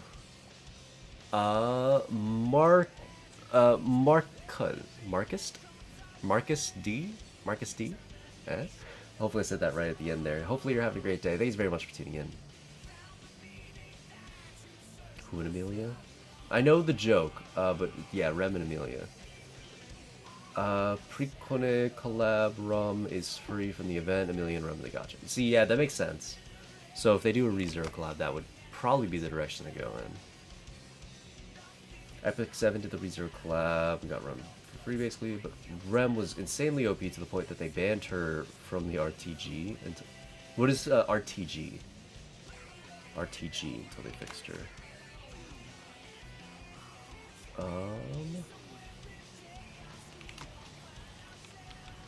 don't remember. The Who is Rem joke has just been played to death. I'm not entertaining it. I refuse to laugh at it. That layer that you're using that's on top, is it clip? Or just a new layer you made without clipping it? I clipped it, yeah. It's a clipped multiply layer. RTA, my bad. Real-time arena. Okay, I was gonna say, RTA doesn't help. Thank God you said real-time arena. Okay, so it's like a PvP type mode, I imagine. Not gonna lie, I want Rem to be a shotgun character, maybe because made privity, but I want to see her with a shotgun. Yeah, honestly, I could totally see her with a shotgun, too. Hell, her own weapon in, like, the series makes her kind of a close-range fighter, so that makes sense. Plus, we need more shotgun units to pair with Tove and Leona, so... And when Rem came out, she was auto-banned. Or basically, real-time arena, you can make characters that are used in PvP, as PvP, both fighters are active. Got it. I'd argue the Speedwagon joke is way worse. I think they're equally as bad as one another. Because when did the Speedwagon joke get really big? Speedwagon waifu meme.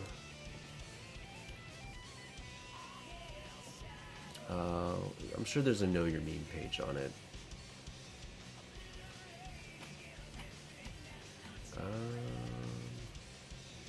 Where do I find it? I thought there'd just be a Know Your Meme page. Is there not? Speedwagon best waifu. Okay, here's the Know Your Meme. Oh no. There really is no Know Your Meme page for this? I see 4 years ago it was big that people were talking about the Speedwagon your waifu.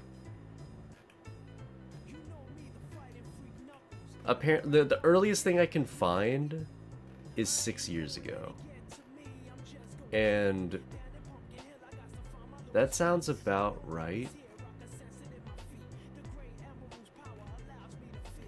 About 6 years ago.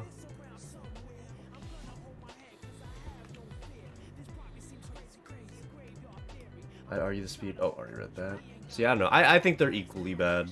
I don't like either joke. They're both in that realm of things that people have repeated ad nauseum for almost a decade now. Let's see. I mean, the Rem thing came out, what? Or the Rem joke started around 2016? When the show came out. That was like the big joke that people made at the end of season 1. So yeah, it's been almost a decade. I do not entertain that joke. My god. I've heard it too many times. Not to mention, it's also a joke that stems from people, like, just being really obnoxious. You know what I mean? Because that was, like, the source reader version of, like, you don't read the source material. You know what I mean? Yeah, ReZero Season 1's 2016.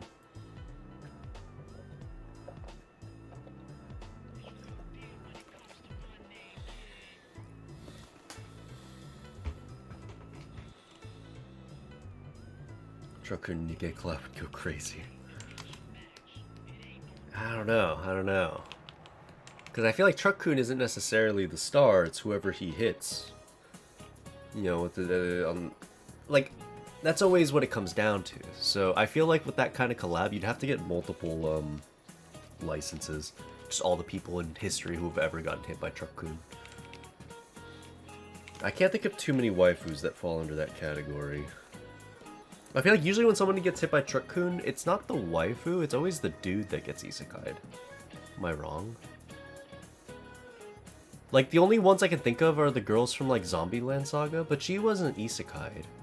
She just died. She just immediately died. Yeah, the Zombie Idol one. Zombieland Saga, yeah. That's the only one I can think of. Usually the girl isn't the one that gets hit by Truck-kun, it's always the dude. Maximum Break Mast is good. She's a great unit to get multiple copies of as well. Thanks very much, by the way, to JJ Adventures. Thanks very much for the follow. Appreciate that, and I hope you're having a great day yourself. Rem joke only pops up when you mention ReZero. Speedwagon popped up anytime you mentioned Best Girl. You see, the problem, though, is that if you mention Best Girl, Rem pops up very frequently. And if Rem pops up, everyone makes that fucking joke. I think they're equally as terrible as one another.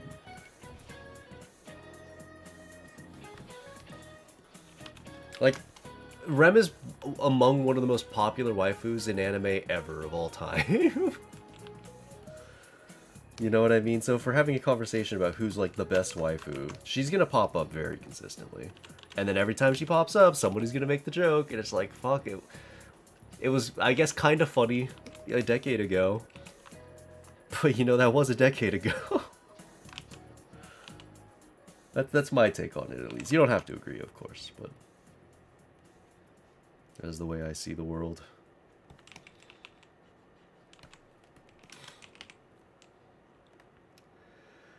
They feed into each other a little bit. Any good ones besides the World of Moral Reversal? Was that two? Usually female protagonists, isekai stories don't get turned into anime? I think they do. They're just always villainess stories that are isekais, but they're, you know, mostly they're mostly towards the idea of being the villainess than they are about being in a new world, even though they are. That's almost always how it goes. Like, villainess and isekai are the same genre 99 out of 100 times. But the difference is the focus. When the guy gets isekai, we're focusing on the world. When the girl gets isekai, we're focusing on some sort of love triangle that she has. Nice artwork, bro. I appreciate that. What's going on, Raccoon General? How's it going? How's it going? Wait, that's just... For me, obviously I don't have any stats on that, but that's just kind of the vibe check. If anyone's ever watched a villainess show, that is just how they go. And they usually do take place in an isekai. It's not like they're not isekai. They are. Just isekai by a different name.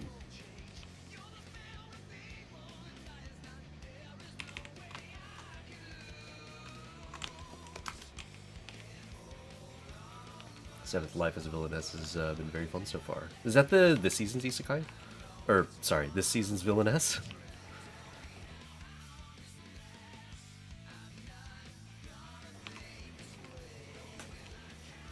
Pretty sure I linked this before. You might like it, actually. What's this?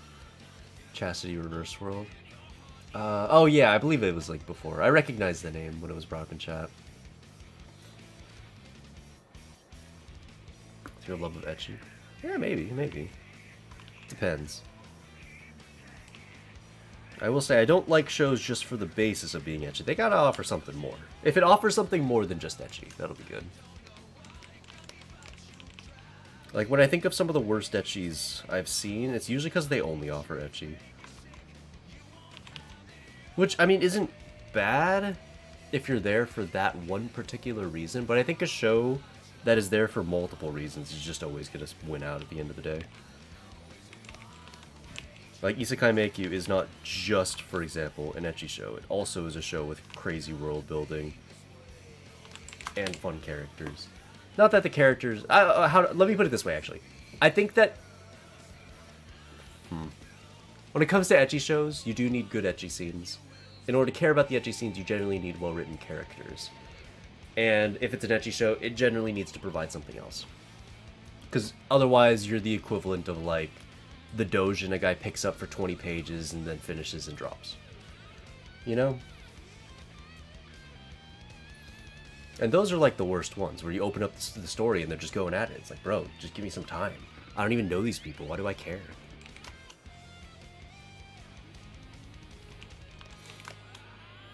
Started a series of doujinshis. Fair enough, fair enough. Let's see. Bad with titles, but there's this one female protagonist reincarnates as the queen of a swarm of alien bugs and brutally murders all the fantasy residents. Huh. Female protagonist reincarnates as queen? That's kind of gross. I don't love that. I don't love that as a premise.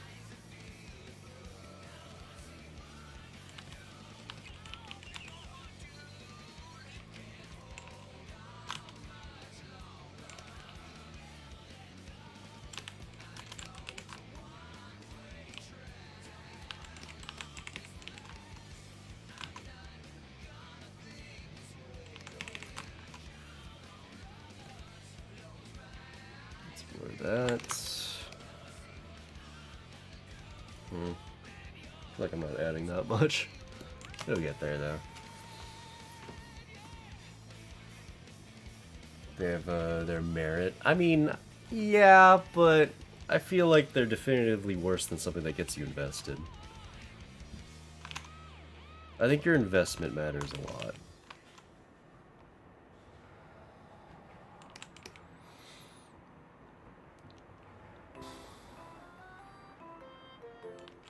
Slice of life comedy with edgy elements. Let's see.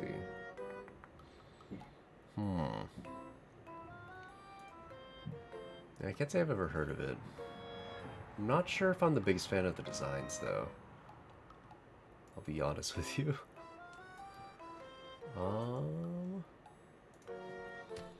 But yeah, you're right about the villainess versus isekai, right? That's just the way that they go. Also, could probably skip this. There we go. Whew.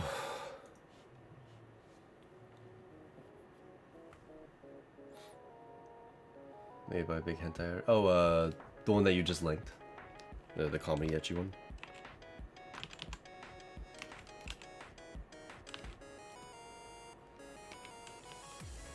I like the designs a ton. I don't know how you don't. I just... Glasses. It's not my favorite. I don't know. I guess when it comes to designs in anime, I prefer more modern looking aesthetics. Not that this... Like, I know that this is a fairly, actually relatively new manga. Start 2014, end of 2022. Maybe it's just the small, not detailed eyes with the characters wearing glasses and hairstyles that look kind of boring. Obviously, it's not that it can't be good, it's just that aesthetically I'm kind of turned away by it.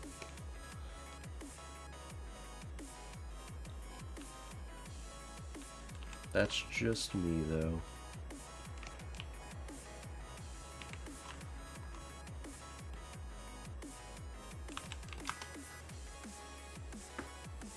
Are glasses boring? I just don't like when characters wear... I've talked about this before whenever we made our tag tier list. Generally, I think when it comes to anime, the eyes are the coolest part. Like, that's what makes them look anime. So if you have like a boring design for the eyes, and then you cover it with glasses, it's like a double whammy of things I dislike. Like, in real life, glasses are fine, they're whatever. You know what I mean? It's not like an anime where glasses literally cover up, like, the part that makes it look like anime. You know what I mean? I know that that's an incredible hot take, though. I know that there are plenty of people that love their glasses waifus.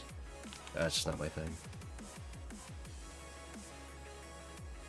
I don't know. I think it's very telling when in most anime where they include a glasses girl, they always have that one moment where she removes her glasses and everyone just goes, "Oh my god, she's so hot. Oh my god. Was she always this hot? Oh my god. That's crazy. Have you always been this hot?" You know what I mean? There's always that moment. And I think that just goes to show how much the glasses just pull from the aesthetic. They just they draw your eyes away from their eyes.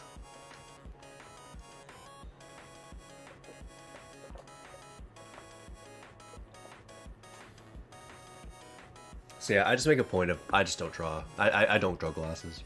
I don't do it. They're not only hard to draw and very unfun to draw, but I think they just make a piece look objectively worse. For my own taste. Oh, I don't agree with that. I do think a pair of glasses can make a girl hotter. I think that can happen. I think that's the case in real life. I don't think that's the case in anime, though.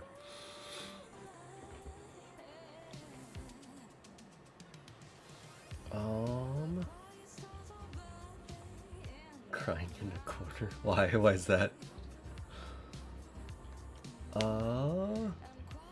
Amazing Eyes has a lot of art with his shades. Wait, what was that? Sorry. Oh, that's kind of Gojo's thing. He has amazing eyes. Has a lot of art with his shades.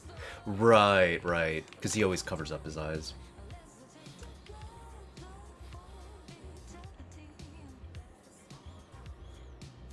Let's see. Yo, yo, yo. What's up? What's up? It's been a little while. Hopefully life's been treating you nicely. Let me see if I get you a shout out here.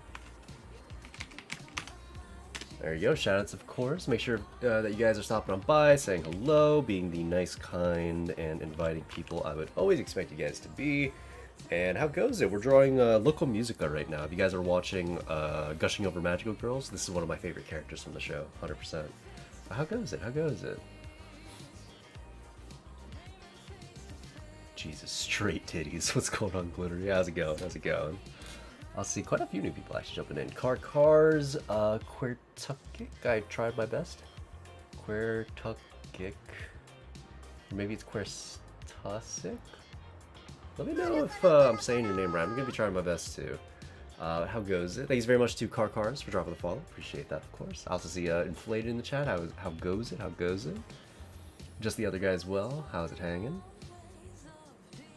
Back again. What's going on, Wakadusa? How's it going? Queertukic. Okay, I can say that. No worries. But how goes it? Sorry, I said that a lot. Marbles as well. I hope that your day is treating you well. I think that's just about everybody. But yeah, to Yo. What's up? What's up? Yo po. Hopefully things are treating you nicely.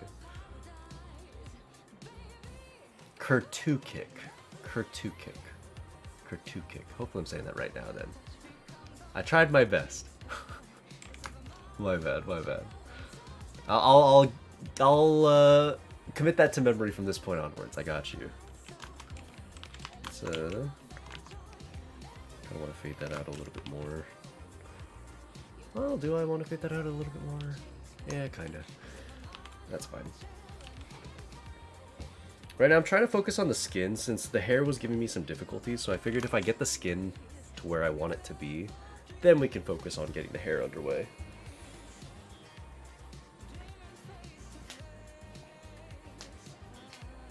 Stream ended and it sent me here.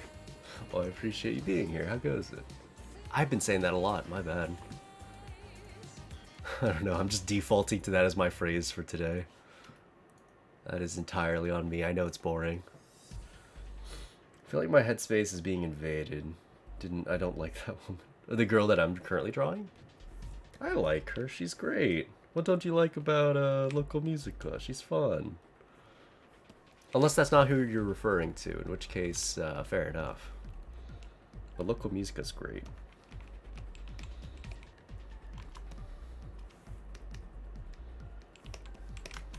Let's work on this layer a bit more. This is where I'm adding a lot of the contrast to the piece.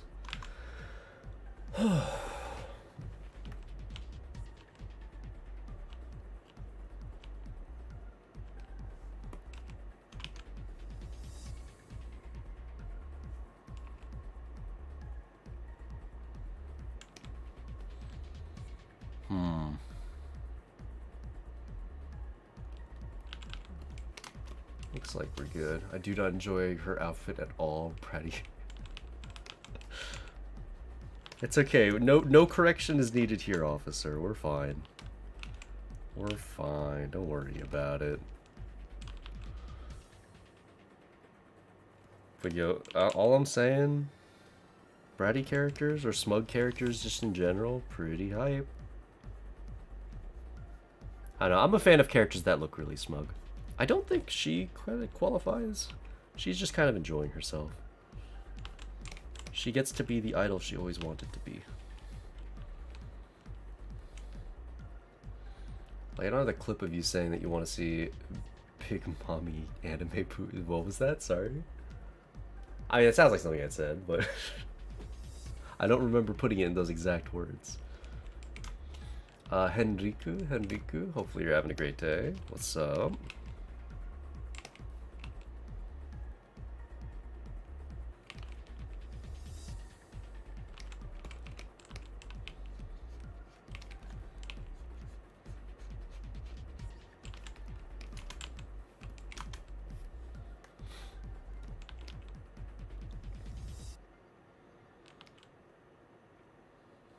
Try this. What's up, Ray? Nah, I'm good. I'm already good. No thanks. Don't have to read the whole thing. We're chilling.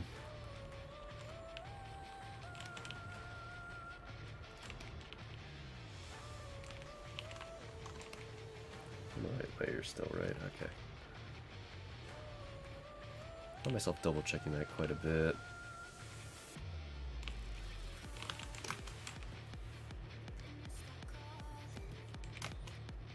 Kiwi annoys me, but Loco doesn't. I think Brads are just hit or miss for me.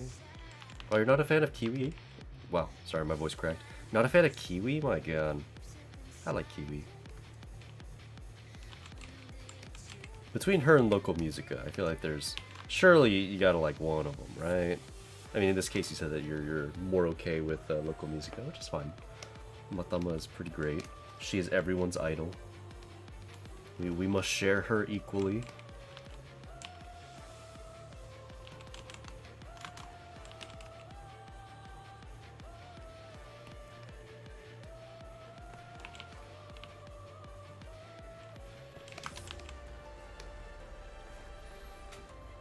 Your Kiwi piece was great, though. Well, thank you, thank you. I mean, and it's totally fair, obviously, you don't have to agree with all of my opinions. I like Kiwi, but that doesn't mean you're forced to or anything. Let's go to pull color from layer real quick. I just noticed how iffy the line work was here, or the shading work was. Let's blur that out. Turn this layer back on. I know that this layer doesn't add a ton, but whatever it does add, I do like. Even if it's fairly subtle.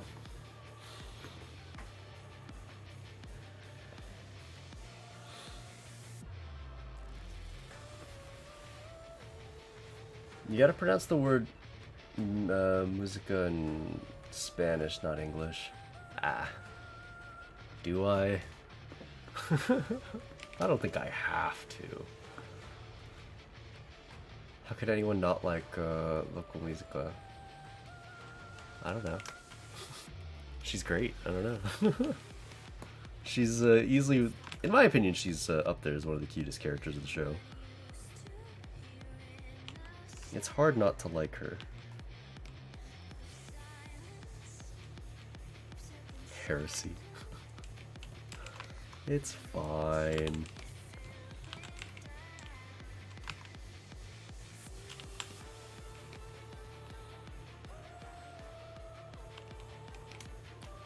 It's funny that it's in Spanish, so it comes out in Spanish in my head.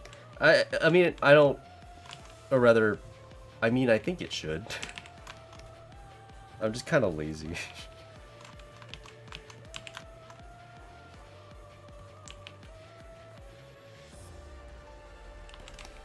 That's really the only problem here. Loco Musica.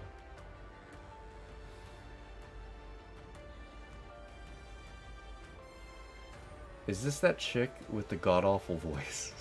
Yeah.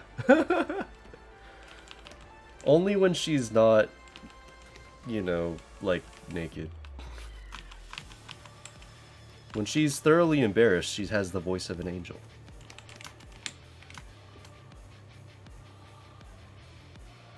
Such outfits invoke my stress inhibitors. Need trousers with suspenders. Shirts buttoned up, flat cap, dressed like 1920s factory. But where does this come from? Is that a copy pasta I've never seen? That's a new one to me.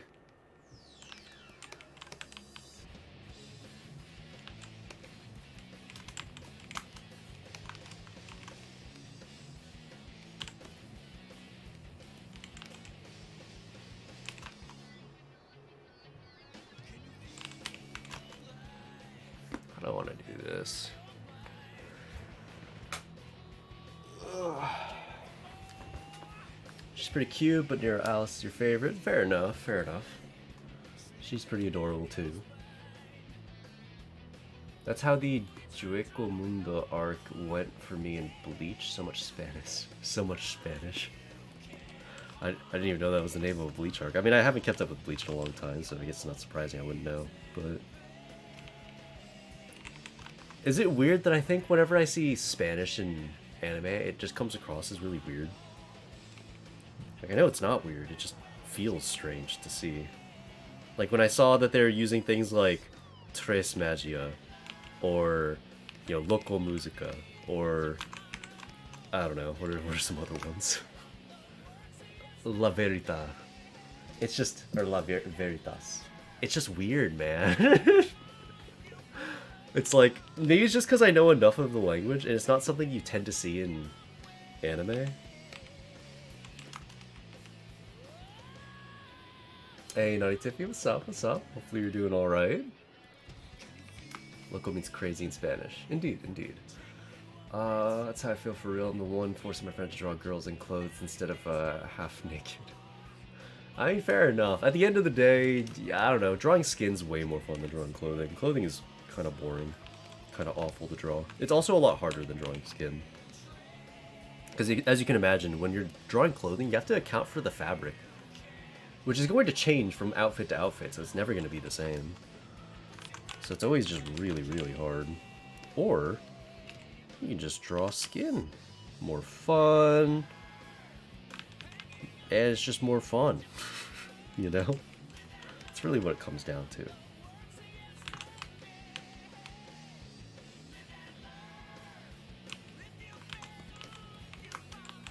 Oh, and of course, hold on.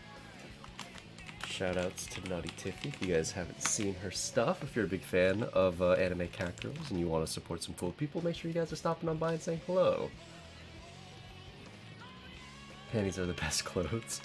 I definitely think they're the most fun to draw in, or to draw characters in for sure. Just anything that's like, I don't know, anything that's not completely fully clothed. Because clothing for me is just, again, it's just not fun to draw. That's all it comes down to.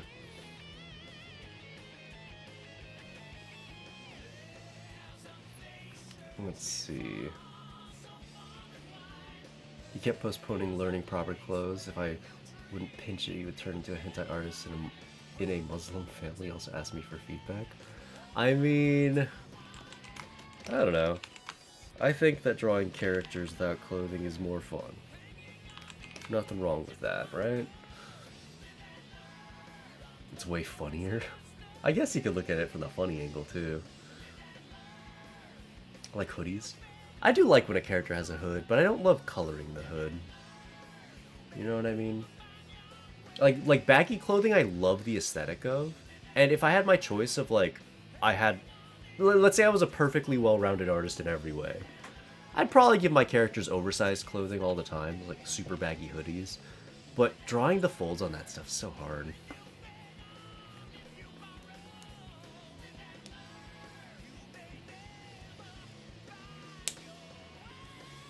Watching Naruto in 27 parts on YouTube with only Spanish subs back in 2010. Those were the days. Back when you go to YouTube to watch Naruto. And sometimes they would just be missing. You'd have the episodes in parts. You know, episode 240, part 1, part 2, part 3. There's always stuff like that.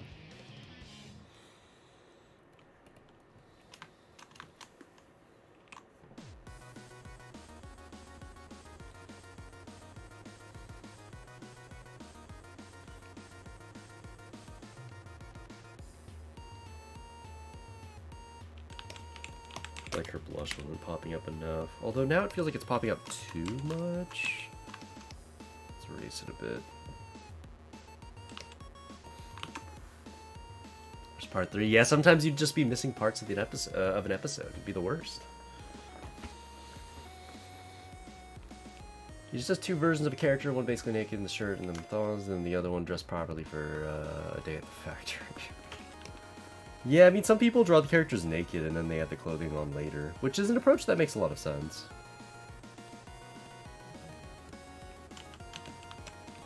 It's like really hard to just draw a character and start with the clothing. That's really difficult. Like, you basically have to preemptively know where the folds are gonna go, and that's not an easy thing.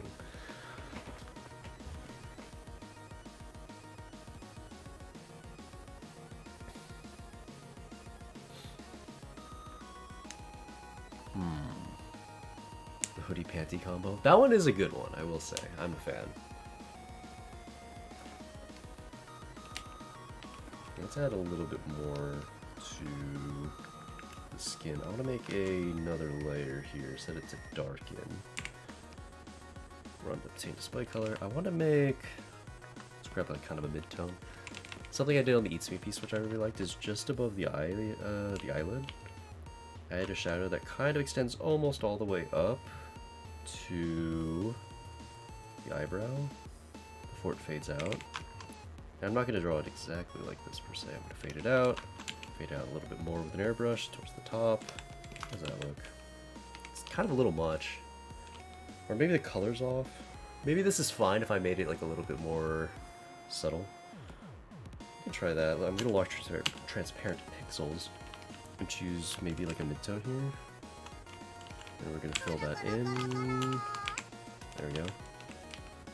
It's a little less visible. I guess this doesn't work as well when her eyes are closed though. Because I have to shade it differently under those circumstances. Thank you very much for dropping the follow. That is going to be Cherry Munchkins. Thanks very much for dropping the follow. I hope you're having a wonderful day. What's up?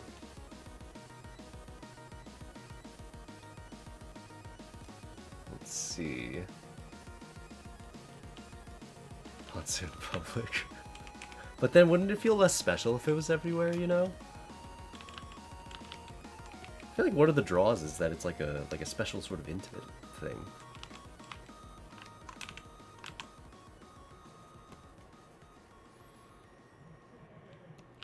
Reason asked me to be more strict because he wants to get into manga, but not the high culture manga.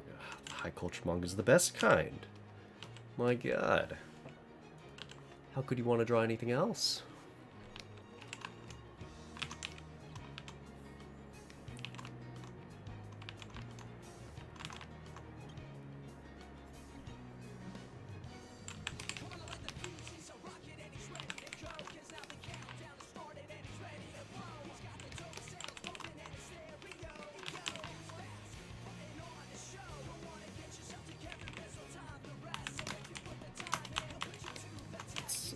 Let's make this a little lighter.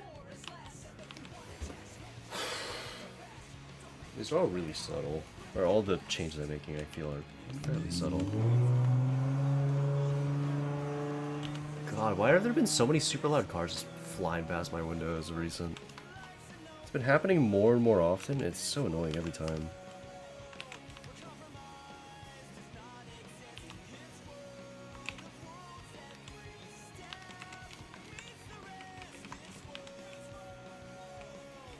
Try that.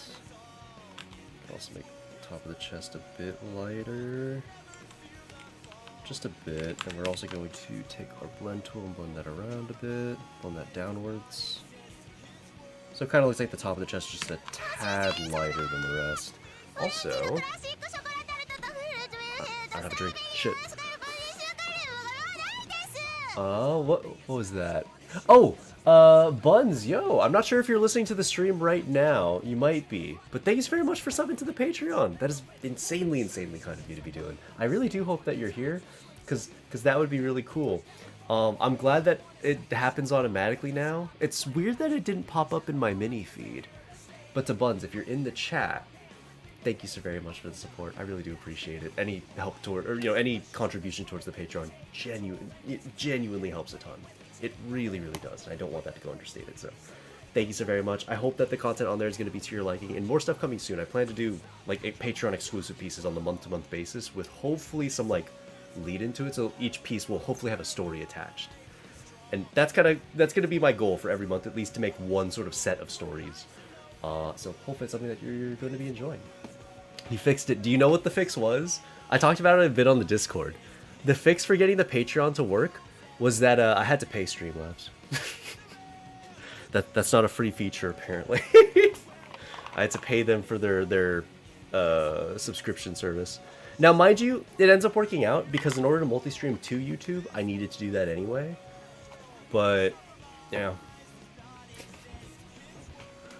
They are fixed, though. They do work. Daikoban, what's going on? Hopefully you're having a great day.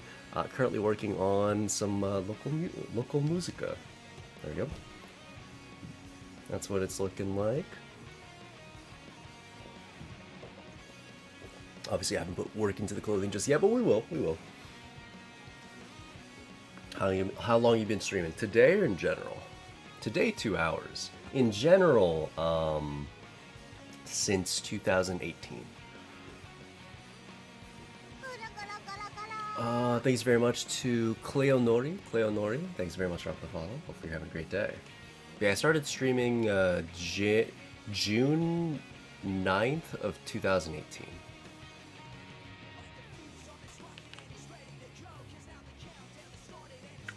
Oh, we were working on the skin tones, right?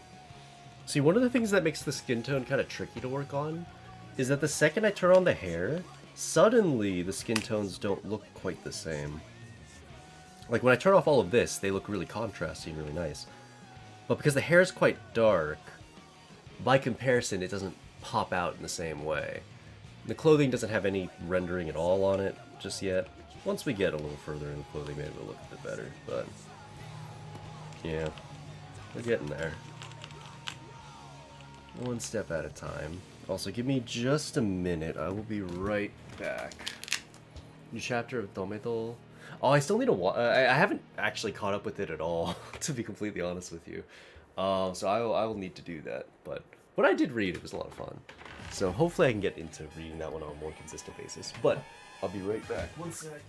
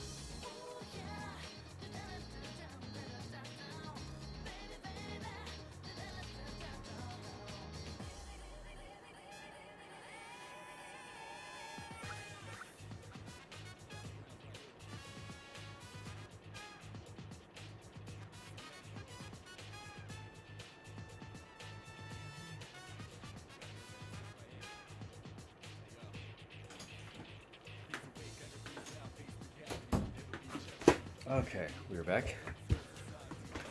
Let's see. Carrie, what's up? Hopefully I'm saying your name properly. Carrie. Hopefully things are treating you nicely. Any streamer in chat? We're back now. Can't read the title and not explain it.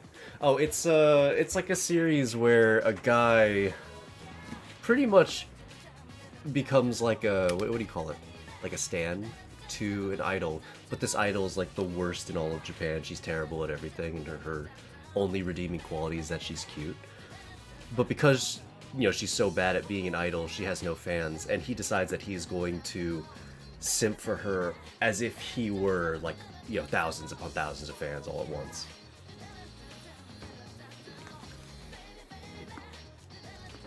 But yeah, it's pretty wholesome, as far as what I've read. Not to mention, yeah, the girl Urumin is super cute. I simp for Urumin too.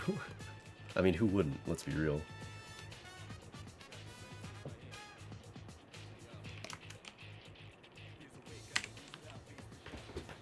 Why am I having such difficulty?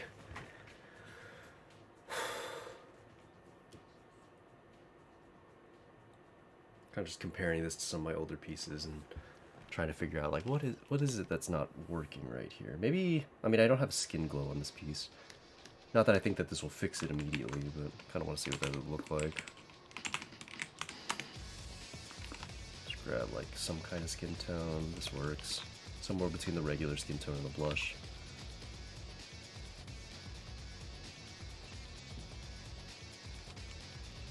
Let's do this smarter. Let's use our selection tool, our marquee tool, lasso tool, whatever. grab everything but the immediate sides.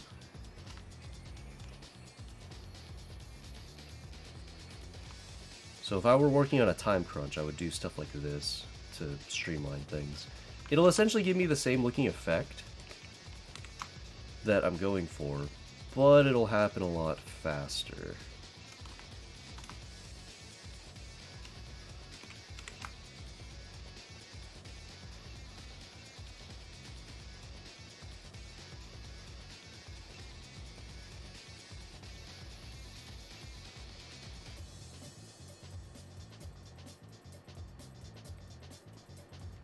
Okay. This is probably alright. And then we can airbrush in. So all I've done here is I've clicked this button right at the top, which allows me to remove the appearance of those like little ants, the little selection ants. Then I can airbrush in this color and have a lot more control over it. So yeah, faster way to do the same effect that I was going for. Now let's erase it out a bit. There we go. And because I wanted to add a little bit here, we can do this one manually. Since it's just the one, it might be faster to blend it out this way. There we are.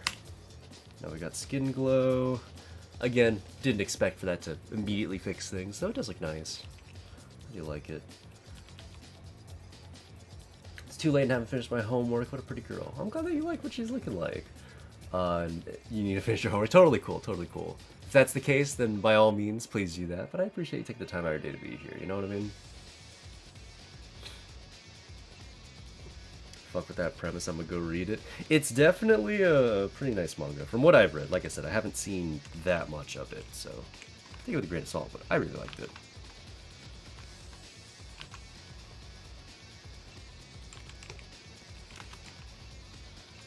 I know, I guess I'm kind of a sucker for more wholesome stories like that. I kind of want to do these highlights on the side manually. Because I used a screen layer, but what if I just set this to normal and then just drew it in?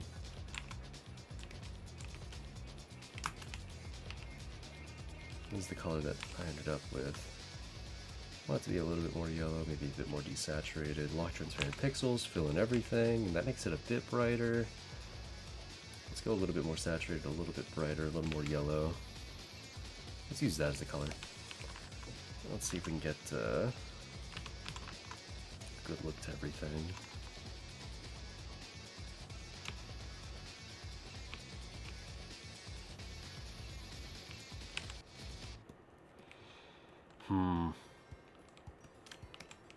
I feel like this works so well on the chocolate piece, and on the Itsumi piece for that matter.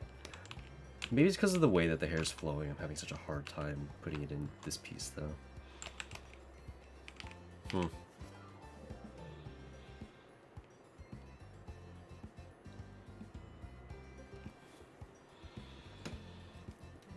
Cap, like a mini manga of 2 pages with your OC doing questionable things. That shit will pop off. I mean, I definitely intend to draw stuff like that for sure. Where is... I know I just opened up... Oh, here we go. Container of Mio. I wanted to add more orange soda to my orange energy drink, since I just ran out in the other bottle.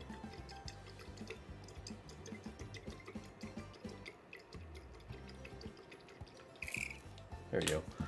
About 40 squirts of Mio orange.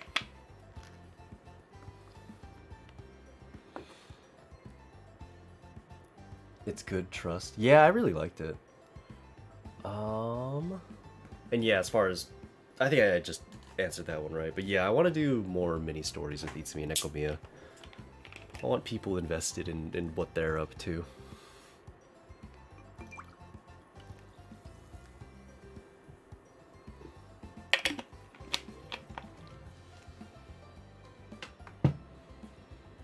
Okay.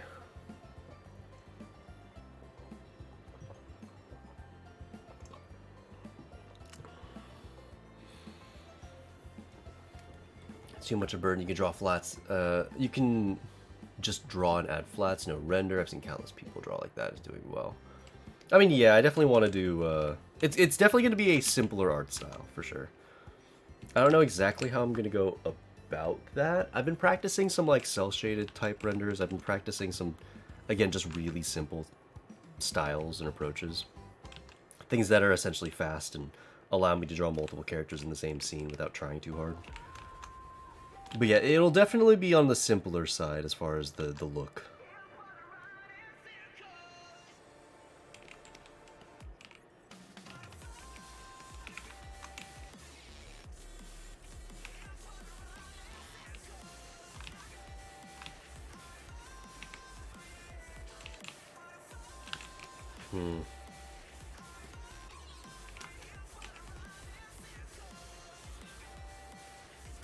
Or just go straight to manga style. It does well too, less complicated. Yeah, I was considering that as well, just like screen tones and whatnot. Or maybe just pure black and white. That would be very fast.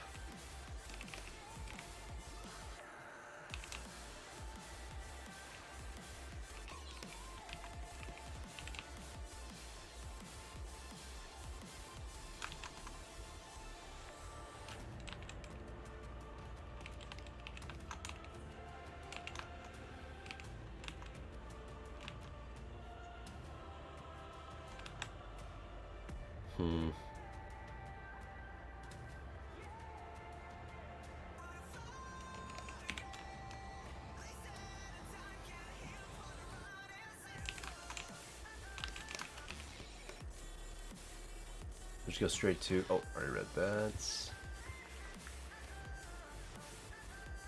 I think I caught everything.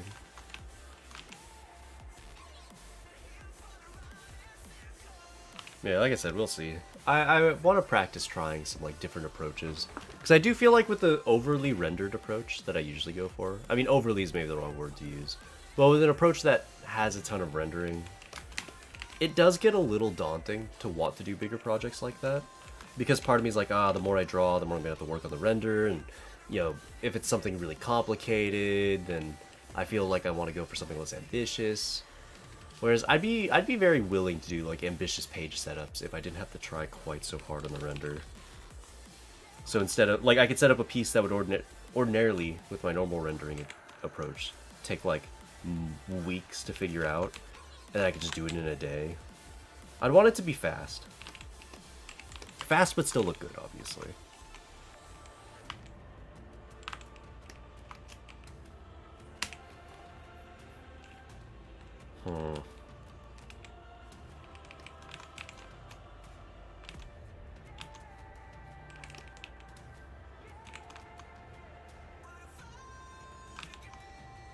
Maybe a nice cast shadow, or rim light rather.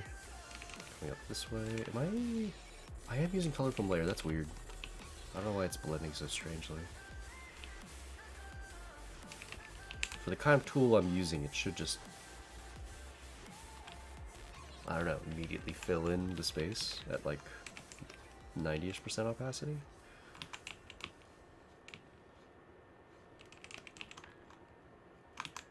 Oh, let's move that back.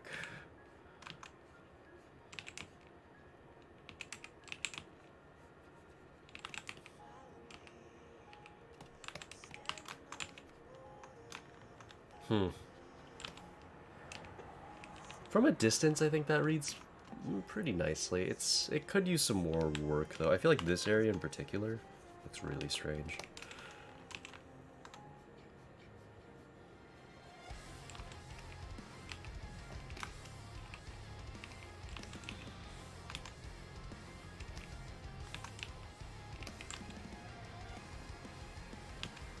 I don't know. I'm trying to be mindful of what this is going to look like once I start to zoom out. Since, I mean, the piece is meant to be, you know, portrayed at a zoom in, or how do I put it? It's meant to be seen from this kind of a distance, right? So if it looks bad, or if it looks not so great from this close, I mean, that's not a huge deal. What matters is that the whole thing reads well at a distance. But then likewise, if it looks good up close and I zoom out, it doesn't quite look so good. I have to be mindful of that as well.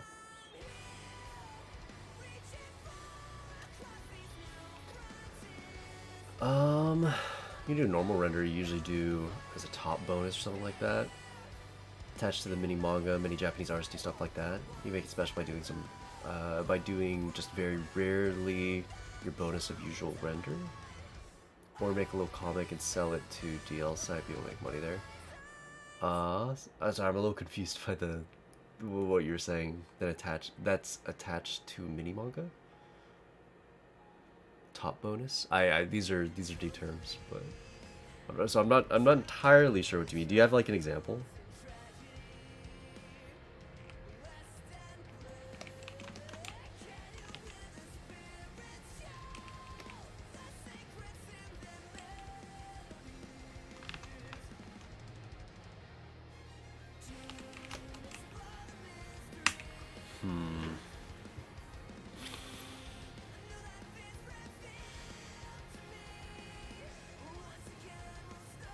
Those are S-tier booba looking great. Well, thank you, thank you. I'm glad that you're enjoying them. I'm doing my best.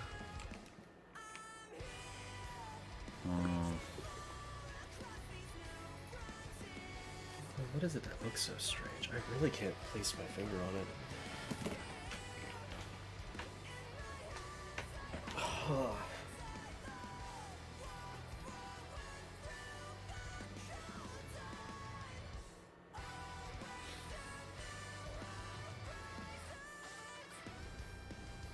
I don't know, there's, like I said, there's something wrong.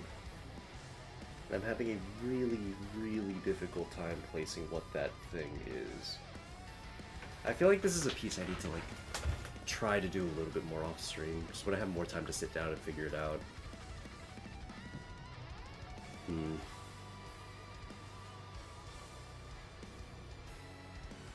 mean, it's not helping that I'm looking at the full thing, but I guess the hands don't look super done. That could be an easy place to start. I've got so many layers. My layering on these, on all my recent pieces, has been really out there, I guess you could say. Or maybe the way I should say it is, it's been a bit lazy. I've been kind of lazy with labeling my layers and everything. So I'm kind of looking at the piece and I want to make more layers, and then I look down, I'm like, I already got like 50 layers. And as somebody who doesn't usually use a ton of layers, it feels kind of uncomfortable to add so many. Like, it feels comfortable to add a layer as I need it, but I've been doing so much of that recently, it's kind of been going the other way. Like, I'm using so many that now I want to restrict how many I use.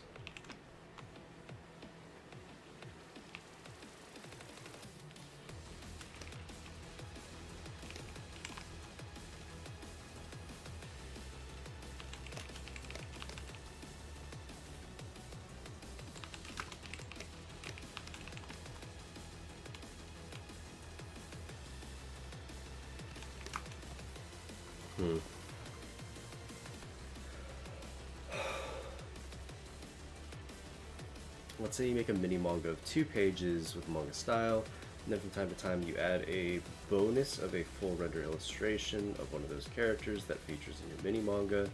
The thing you do is make money and sell CG illustration onto DL site. I don't even know how I'd get in contact with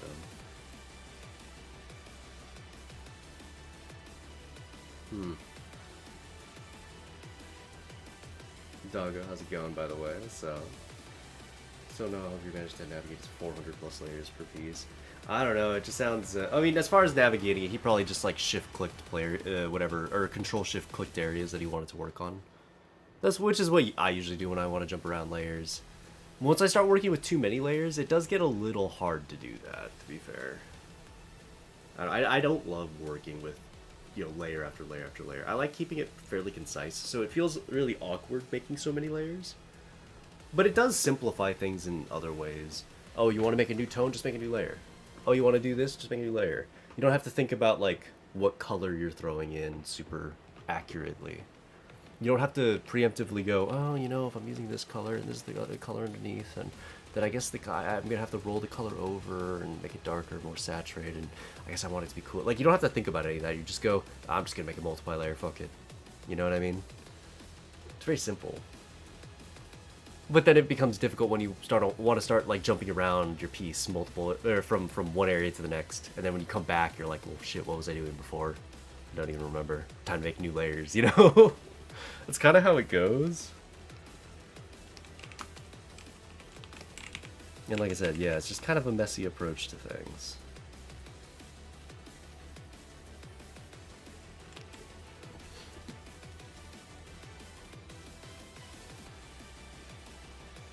They take like 10%. It's a great place to try to make money with your art. It's not a boob window, that's literally the whole boob apartment store. It has been a strange outfit. But it's fun. I like it. Even if I am currently struggling to figure out how to get further along.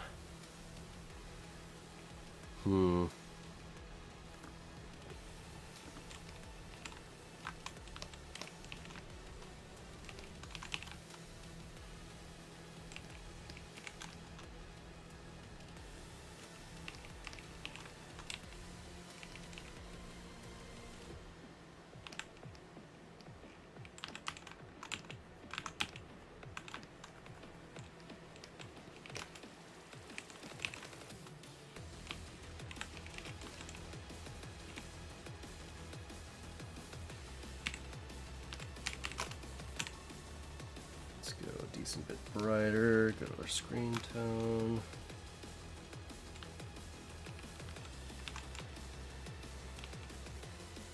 Go to our face outlines, color this a bit brighter.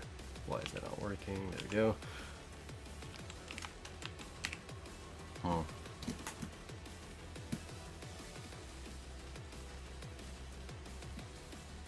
Well, 10% is very reasonable. I thought it was like 50+% or something ridiculous. I forgot what platform that was. Oh, in terms of what DL site takes. Love your art though for a multitude of reasons. Well, thank you, thank you. I see a lot of beginner artists making a lot of money there. Oh, in terms of DL site? Interesting. So it sounds like if a bunch of beginner artists are able to jump in, it sounds like it must not be too exclusive.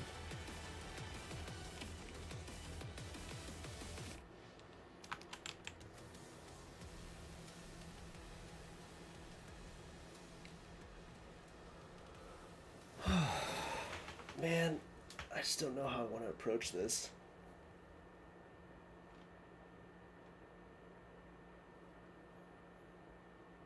Maybe I should just... Oh, man.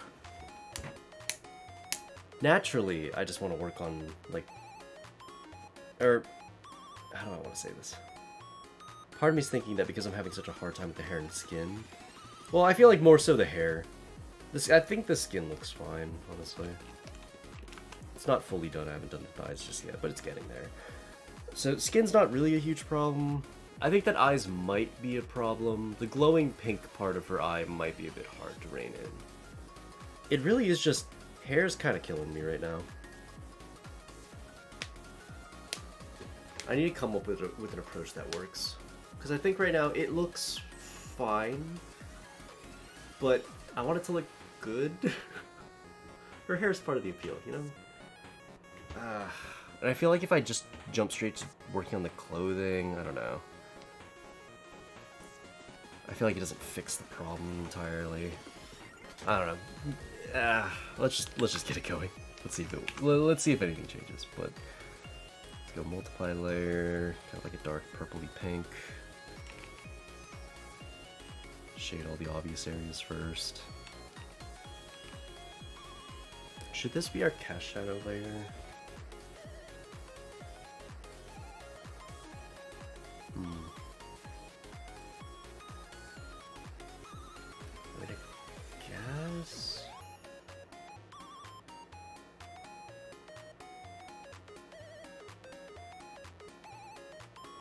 Sorry, now I'm like thinking about other things. Do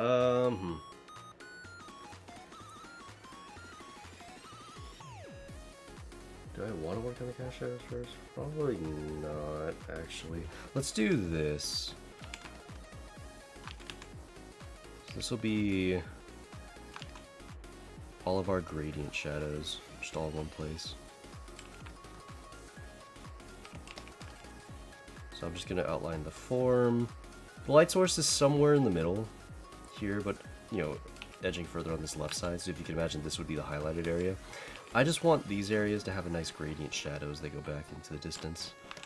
So I'm going to take our blur tool after I apply the color this way, and then we're going to apply multiple layers of shading on top of this, but this will be our base.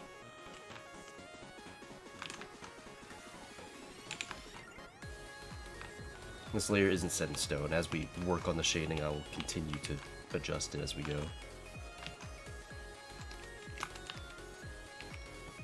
And again, in terms of light source, try to remember all the areas that are going to be not so well lit. So maybe it'll look something like this.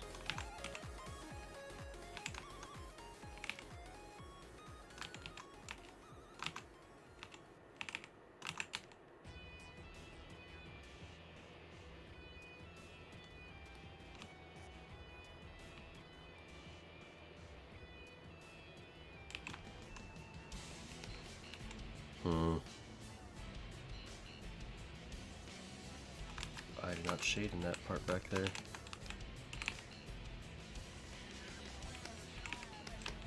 Is that better now? Should be. Okay, cool.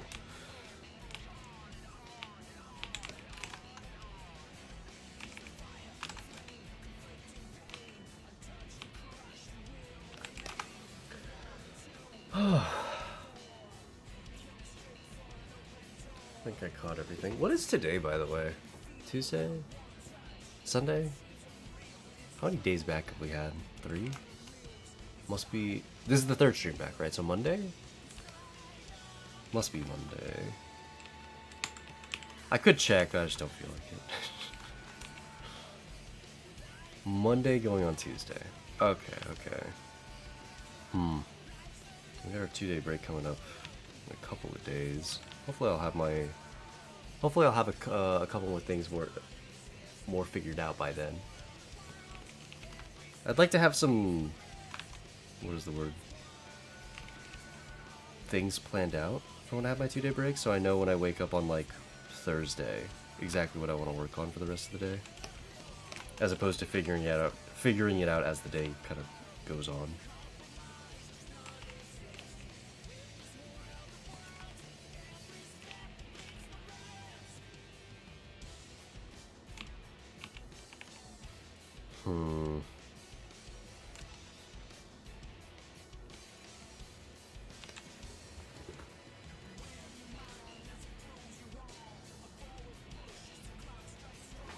Grab more to drink.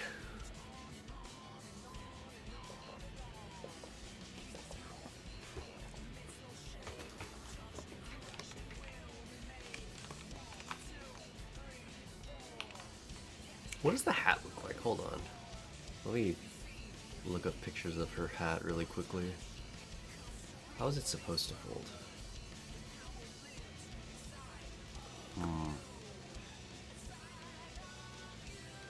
Most of the close-ups that have her in her hat don't actually show what the hat looks like from a whole bunch of angles. Okay, so it folds in... I'm not doing form shadows just yet, but it has like these folds kind of folding in and of its, into itself. But other than that, you have like kind of a rounded look up here, around this side as well. So we can add our gradients in those areas, and I think we'll be pretty alright. Maybe a gradient to the black sort of band that goes across. Maybe here as well. That'll be pretty okay.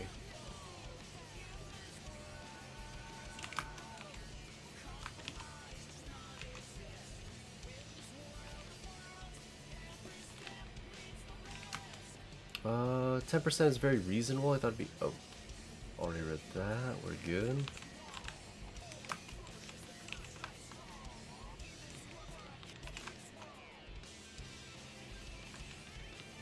I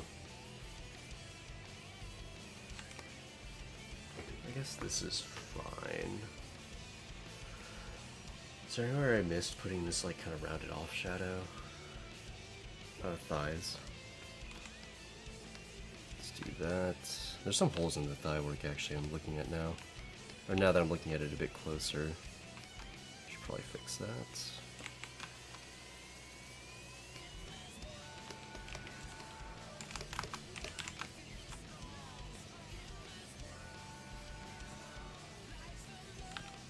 Okay. Here as well.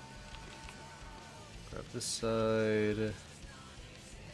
Fully fill in this area, because you can actually see some of the skin kind of blending into where the area should be defined as the thighs.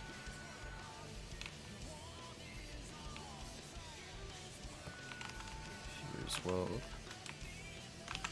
Why is that not working? Okay. Whole bunch of areas where the flat layer isn't the cleanest. Let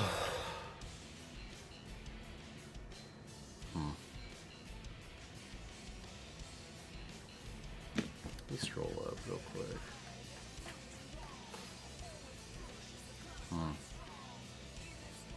Okay.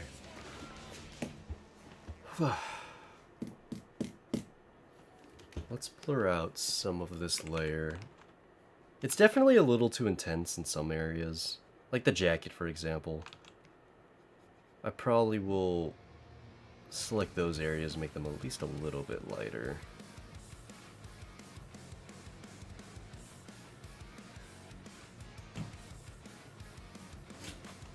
Hello. What's up? Can I show you something? Sure. What's this? Looks like these are why we can't ever take soccer seriously. What are they doing? Wait. Okay. Yeah. You know that thing where they're like, oh, I'm They injured. flop, yeah. So he grabbed him by the neck and the guy flopped. Just on the stretcher. carrier, the stretcher, yeah, with his arms crossed. He's dead. He killed him. He touched him death. That was a great clip. Hey man, what's up? What's going on, Jala Mungia? How's it going? What's up? What's up? To be fair, what purpose is there to neck grabbing someone in soccer? Well, they were like mad at each other, right? They were like squaring up, and so the guy like quickly grabs his neck and then lets go, and then the other guy is like in the stretcher, being pulled away, arms crossed, like, oh, I'm dead. He killed me. He killed me right then and there. Now, mind you, obviously the neck grab is, you know, that's like red card material. Should be doing that, but the guy getting wheeled off on a stretcher is pretty funny. I've got to say. You are right, though. Obviously, you know, there should be no neck grabbing, but I love that. Sick flop.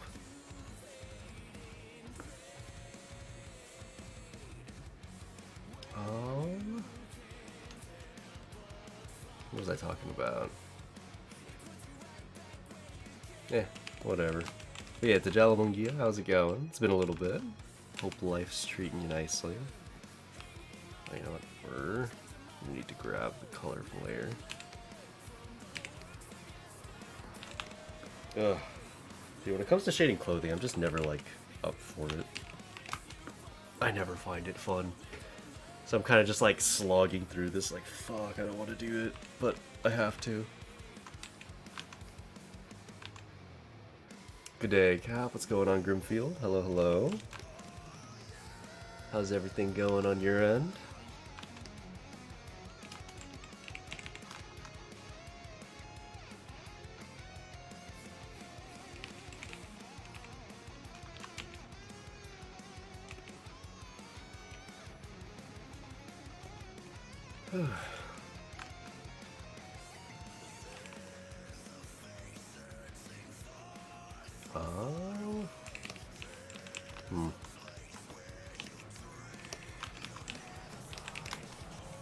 I'm just working on trying to get some like nice gradients into the piece.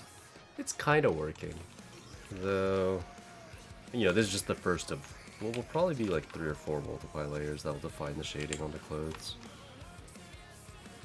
I'm doing fine, just eating some donuts. Oh, that's nice.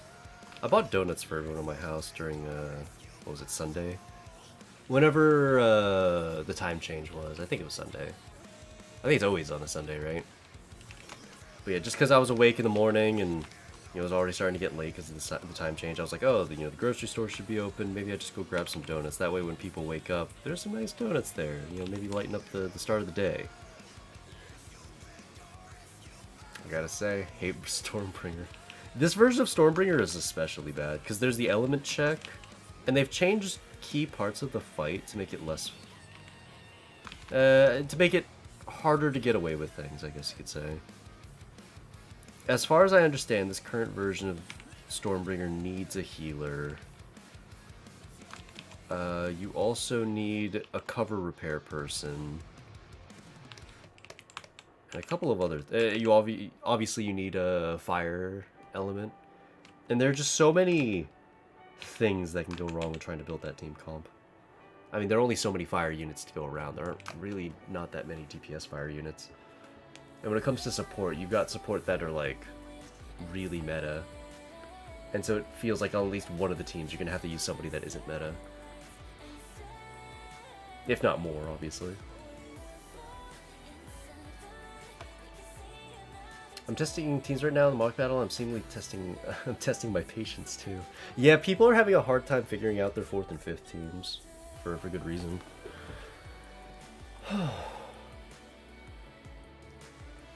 Clothing's the most complicated thing to handle. Shading, drawing. You gotta think about the gravity of the material. Yep. Light source and how the clothes are full, rep against the subject, and all this stuff. Just whip some references might look 200% better. Yeah, it's rough. Like I said, I'm not huge on shading clothing, or just drawing clothing in general. It's one of my least favorite things to do. I don't know, I prefer pieces where the character isn't wearing so much clothing. But on a piece like this, you kind of have to draw it out.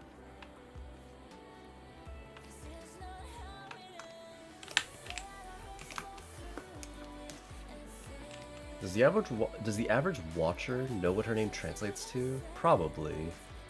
Loco is one of...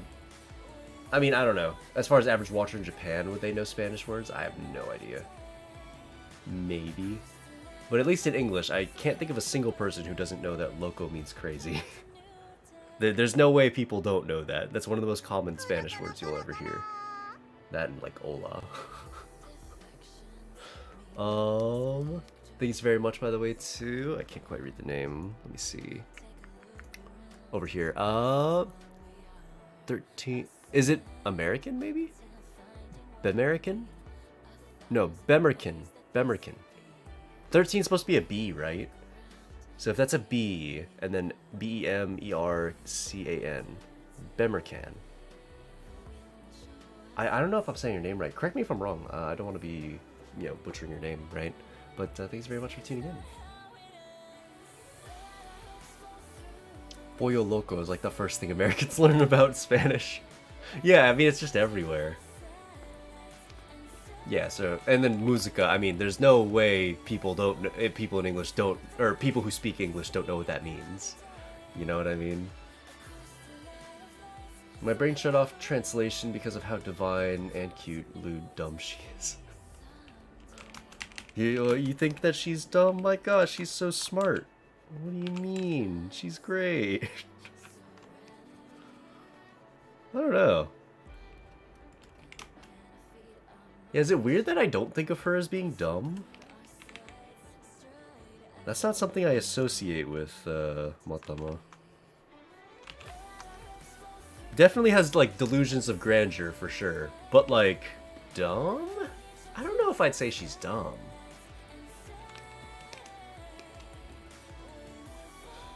You know what I mean? Like, when it comes to characters that are, like, dumb in the show, honestly, it really is just Utena. It's kind of funny. Even, like, Sayo, who is also, like, a remedial student at times, is only there because she gets too obsessed with her hobbies. I mean, to be fair, that's the both of them.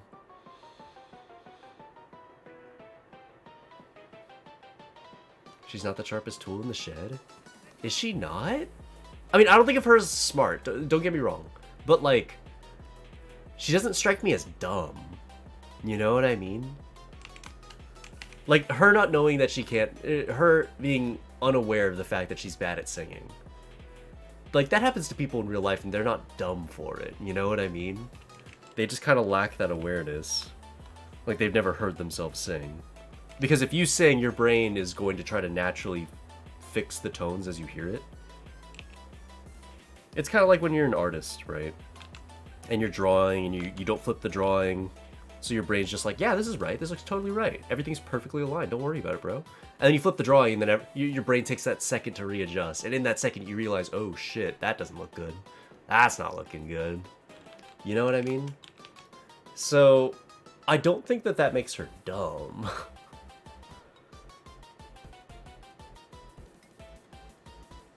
Only one with battle IQ of the trio? I mean, sure, yeah. But yeah, in terms of being dumb, though, I don't know. I feel like that doesn't really fit. Or at least when I hear it, I don't think of her as being dumb. Other than, yeah, she's tone deaf and believes very highly of herself. Yeah, when it comes to the characters that are actually behind in, like, schoolwork and not getting good grades, that would be like Utena. And then Sayo under very particular circumstances. Because otherwise, she's actually a really good student. It's only, like, at times where she's going too hard on her quote-unquote training. You know, that's when she's not a good student either, but... I don't know.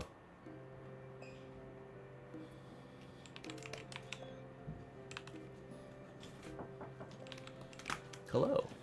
You know, Lee from Tekken 8? Yeah, I know Lee from Tekken 8. Yeah, you know he has a taunt? Yeah, I know he has a taunt. Did you know that it restores heat?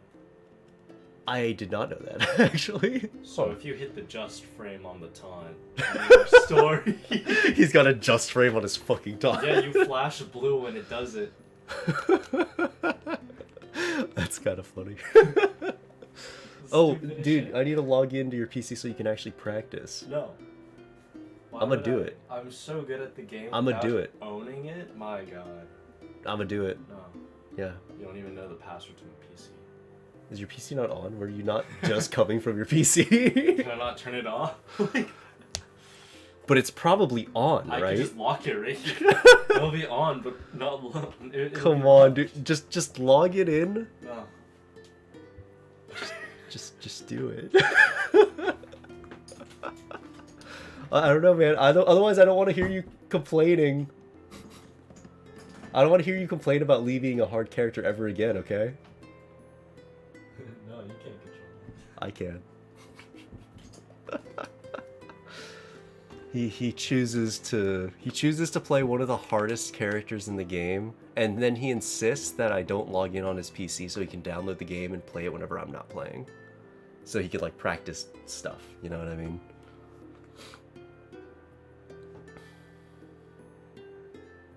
He owes me $40. I don't know if he does. Frankly. Yeah, Utena's a bad student because she's constantly distracted. More dorky, I guess. You dorky, I'm not sure if I'd say 100% fits her, though it's... Yeah, I can see it on the basis of, like, delusions of grandeur being kind of a dorky thing.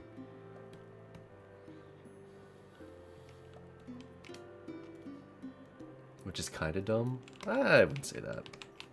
I wouldn't say that. The frame perfect taunt. God blessed. It's not even a taunt cancel. It's a taunt. The frame perfect taunt. Nice. God, Tekken's so cool. How could you not play a game where they're frame perfect taunts that give you active advantages? That's just cool. And anyone that disagrees is lying to themselves. That's just cool.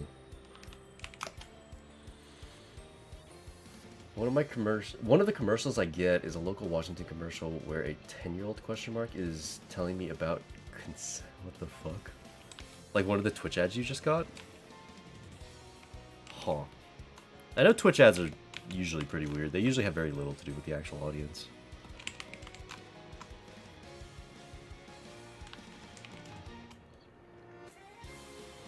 Like, I don't know, when I'm surfing across Twitch, I'm watching a stream, ad pops up and just starts playing like Trojan Condoms. I'm like, bro, do you even know your audience right now? Come on, man. Come on. Let's be real. Come on. Learning a new fighting game alone is not the move for me. But it's so cool. It's just cool, though. Thought about maybe checking it out. Oh, I saw articles on YouTube, or articles and YouTube videos about gushing over Magical Girls manga and selling out in Japan. Yeah, the manga's getting, like, it is popping the fuck off right now. The anime is doing super, super well. And obviously that gets people to check out the source material.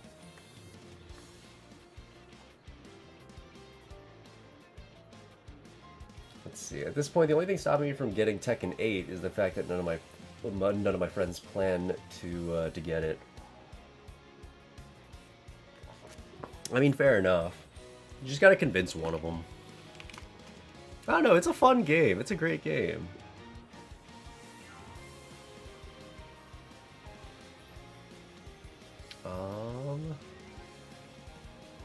Yeah, I get that all the time. It's local to my area. Fair enough, fair enough. Well, Mao gave faith in, or maybe it's have faith in yourself. The Trojan condom may be a sing. What is a sing in this case? It's honestly my main show this season. Yeah, it's the one that I'm watching the most of. Though that being said, I haven't started watching Dangers in My Heart season 2, and that'll probably be my favorite show of the season, almost certainly. It may be a sign. I don't know. Hard to convince anyone to drop $70 on a game. Oh yeah, I know. I'm just saying it's a pretty good game. If you're going to drop money on any kind of game, it is top tier. Easily the best fighting game to ever come out.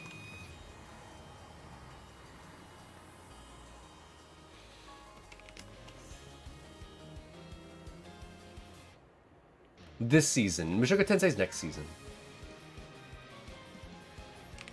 So for this season, Danger in My Heart Season 2 is probably going to end up being my favorite show. I haven't started watching it yet. And then, you know, this show, as of right now, is the only show I'm keeping up with. What season are we on? Winter. So we're on the winter season, that's the spring season. So I'm saying, all the shows airing right now, my two favorites are probably this show, and it will probably be Dangers in My Heart, even though I haven't started that one.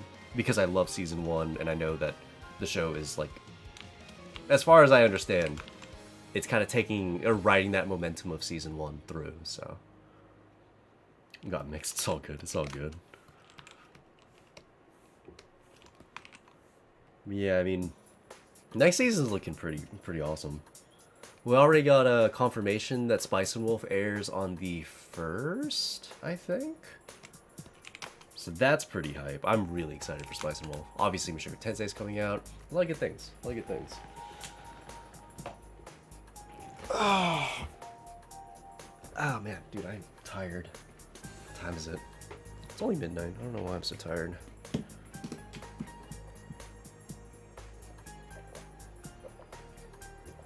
Yeah, the Blue Archive anime is coming around as well.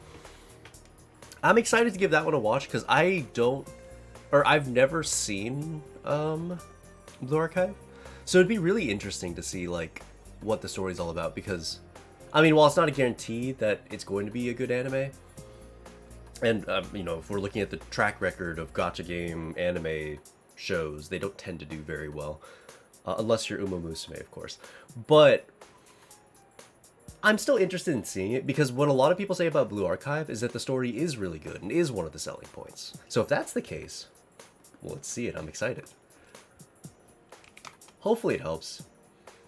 Or hopefully it helps in terms of the presentation. One of my, like, as much as I would love a Nikkei anime, I just know that they'd fuck up a full-blown anime of it. Because, like, what anime has actually gotten gun choreography right? Not a single one that I can think of, at least. Gun choreography is always stupid in anime. The one show that almost got it right was, shoot, what was the name? The show where Takina and Chiho are the main characters. What's the name of that show? Or Chiho, Chisei? Maybe it's Chisei. I forget what her name is. The girl with blonde hair. God, what was the show? What was that? Lycra's Recall. Thank you, thank you. That's the show that almost got gun choreography right. And it generally did get it right, except when two very important sets of characters were fighting. If the bad guys in the fight, whoever were designated as the bad guys or the antagonists in the fight, if they were designated as too important, that fight was just all kinds of whack. But now, if they were going against cannon fodder, if the bad guys were cannon fodder, then the gun choreography was cool as shit. Otherwise, it's just characters whiffing hundreds of bullets at each other for no discernible reason. Like, take I gotta remember, is her name Chise, Chiho? It's something like this. Chorus, Recoil, Chisato. I was totally off. Chisato. There's a fight where Chisato is fighting up against the main bad guy. And because they're both too important, neither of them can land a single hit on the other one.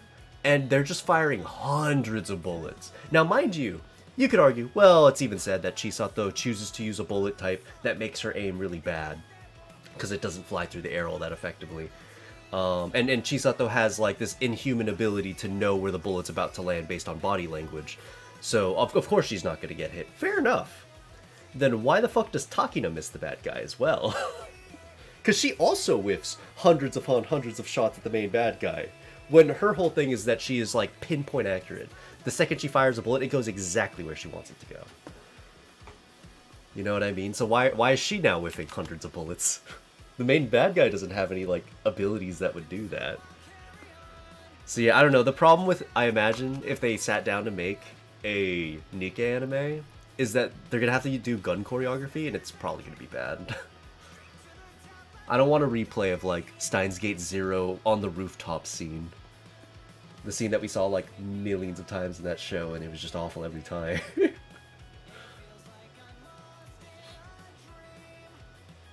Anime might not be able to deliver it as intended because Sensei, the protag, plays a big part of the story.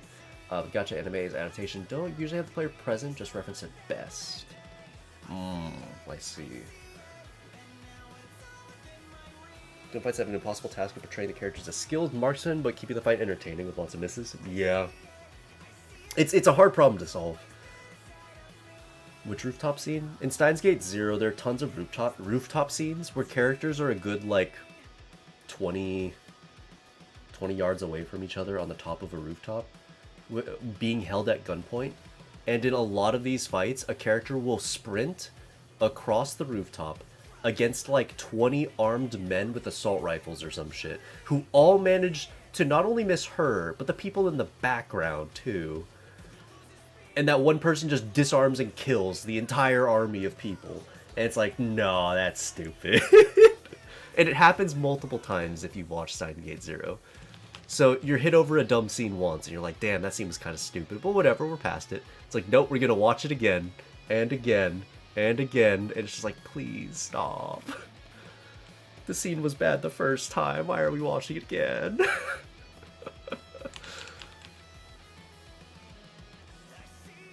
Depends on if it hits vital, and guns aren't laser accurate either. So I know that both of those things are true. It's not like in the movies where if you're shot with a gun, you're just instantly down for the count. But like, it depends on where the shot hits and if the person goes into shock, which is kind of random. But, I mean, sprinting across a rooftop and literally murdering with your fists an entire army of people aiming assault rifles at you? Nah. Nah, that ain't it. That ain't it. Let's see. The slice of life scenes could be carried over well for Nikke. Yeah, I think so.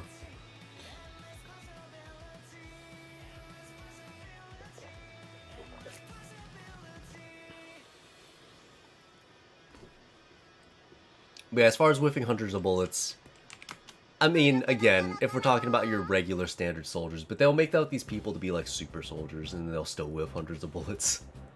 They'll still whiff hundreds of bullets. Also, thanks very much, Drop the Fall. That is going to be Machi. Thanks very much for tuning in, and I do hope that you're having a wonderful day yourself. What up?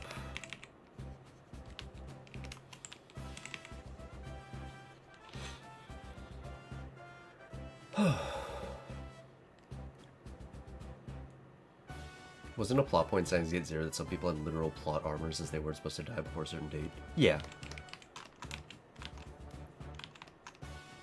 It still doesn't lead to a scene that you can really suspend your disbelief for, though. If you're told someone's a super soldier, I don't know. I still think that scene in Steins Gate Zero is stupid. If you've watched Steins Gate Zero, you probably know the scene I'm talking about, and it's just, it's rough. It's a rough scene. How's the art going? What's going on, Drainus? It's going alright. Still having difficulty getting the colors in place, but we're making progress, even if slow. Dune 2 broke my immersion. I can't say I know anything about Dune 2. I'll probably have to delete this message just in case somebody wanted to watch that, because that's a fairly new movie, right? I can read it though.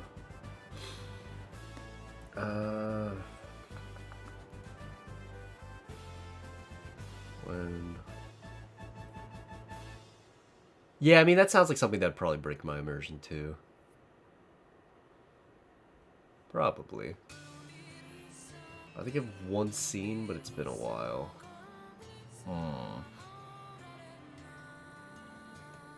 But yeah, I don't know. We need better gun choreography in anime. I understand why it's a hard problem, though. Like, don't get me wrong. It's not an easy problem to solve, and I wouldn't know the first step. Other than don't put those characters in the scenario where they can, you know, point guns at each other and fire. If they're allowed to do that, and you want your characters to still be, like, badass soldiers, then you can't have that scenario. You have to write them in different rooms at all times.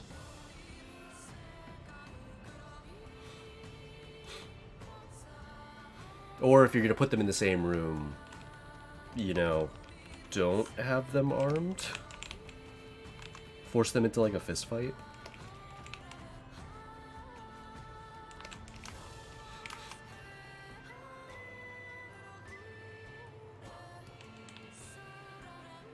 Not plot spoiler, but I get it. I know so little about Dune 2, I can't really tell you the difference.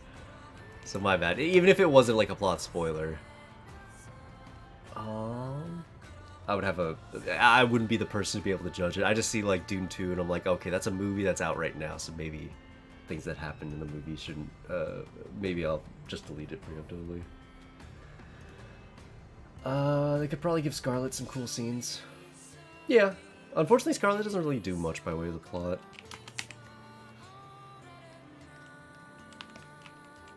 The only character that does do a lot in terms of Nikke's story is Snow White.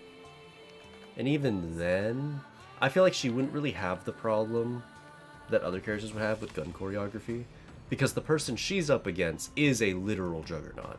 So she can fire, like, pinpoint accurate bullets at him all day, it's fine.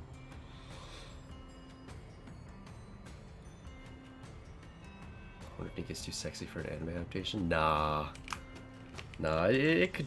Well, I mean, I don't know if it'd ever get one. It'd be cool if it did. Rather, Shift Up certainly has the money. They probably could make an anime. I don't know if it'd benefit them, though.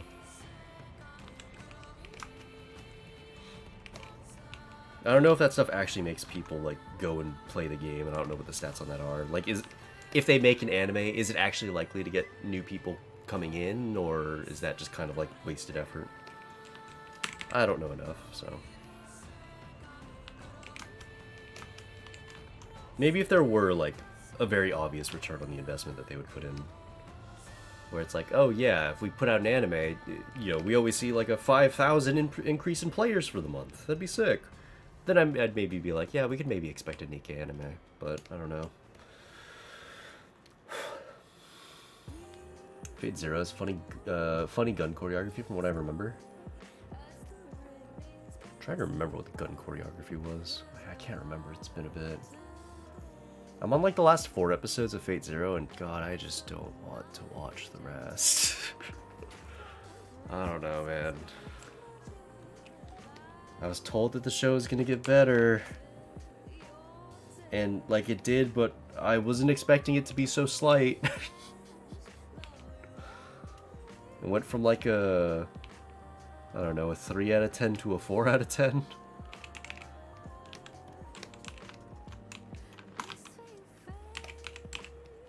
I still have the problem of just not caring to root for any of the characters, man. I can't do it. The one character I wanted to root for, they decided to ruin. And yeah, there's just no reason to watch. I don't know. I don't like the main character. Don't really like any of the servants. Don't really like, or rather, how do I put it? Some of the servants are fine. I think that Alexander the Great is fine. He's okay to watch. Waver, like, or okay, the masters are generally not great. I don't like any of them. Waver's probably the most likable, and he's in my opinion, irredeemable piece of shit. So the masters are like all awful across the board. There's like no good master. When it comes to the servants, there's Alexander and there's Saber. And there's the Lancer guy. They're likable, but they all work for piece of shit masters. You can argue that Waver's the best of the trio of masters, but yeah, I don't know. So it's like, it's hard to care about any of the characters when I just don't. None of the characters are fun to watch. It's like, I want to root for Saber, but she's kind of boring. I want to root for Lancer, but he's not there a lot of the time. In fact, the vast majority of the time. I'd root for Alexander, but he also doesn't do anything. I don't know, man. There's just nothing. There's just no one to care for. So yeah, I don't know. It's hard to watch. They tried to give me a reason to like Kiritsugu, and they just bumbled they just bumbled that scene horrendously. The entire plane sequence is just, all it told to me was that they don't know how planes work, man. Like,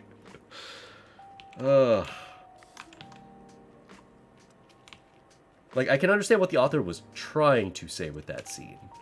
And yeah, it would like him a lot more. Unfortunately, the way that they did it, it's just like they fumbled it so bad, it just makes him look like a terrible person.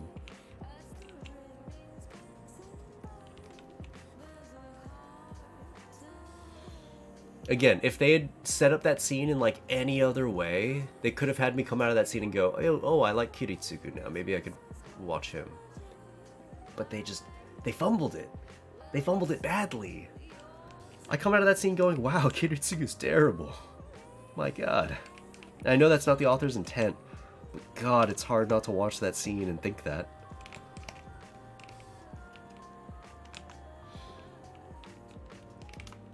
Who is Waver? That is Alexander's master? He's the guy that brainwashes the old couple into living with him. That's the one thing I remember about him. Other than he's kind of the whiny bitch of the group, but that's fine. I don't mind that per se.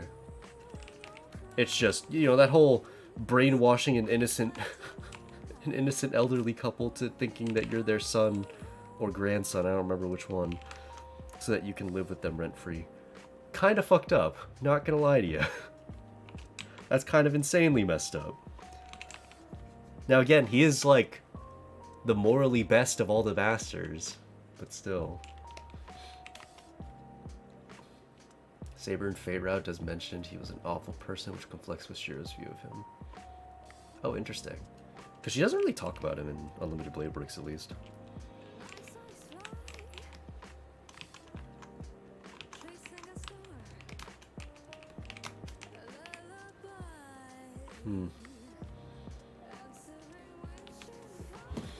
Well, in any case, it's starting to get a bit late. Let me find a place to raid.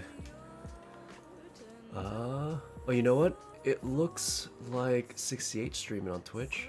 Let me drop a raid over that direction.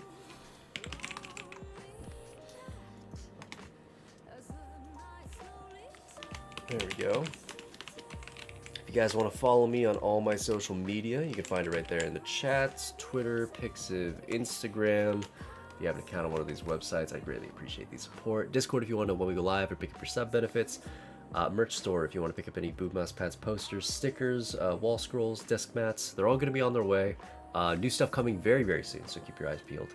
And I'll probably let you guys know when that stuff drops. And a Patreon. It's been totally updated. If you wanted to check it out and get some exclusive artwork there, then you can find it at the Patreon page. But that's about it for me today. I will see you guys all tomorrow night. That's pretty much it. So, see you guys then. Take care, take it easy, stay safe, and hopefully I can see you guys on the next one as well. Peace out.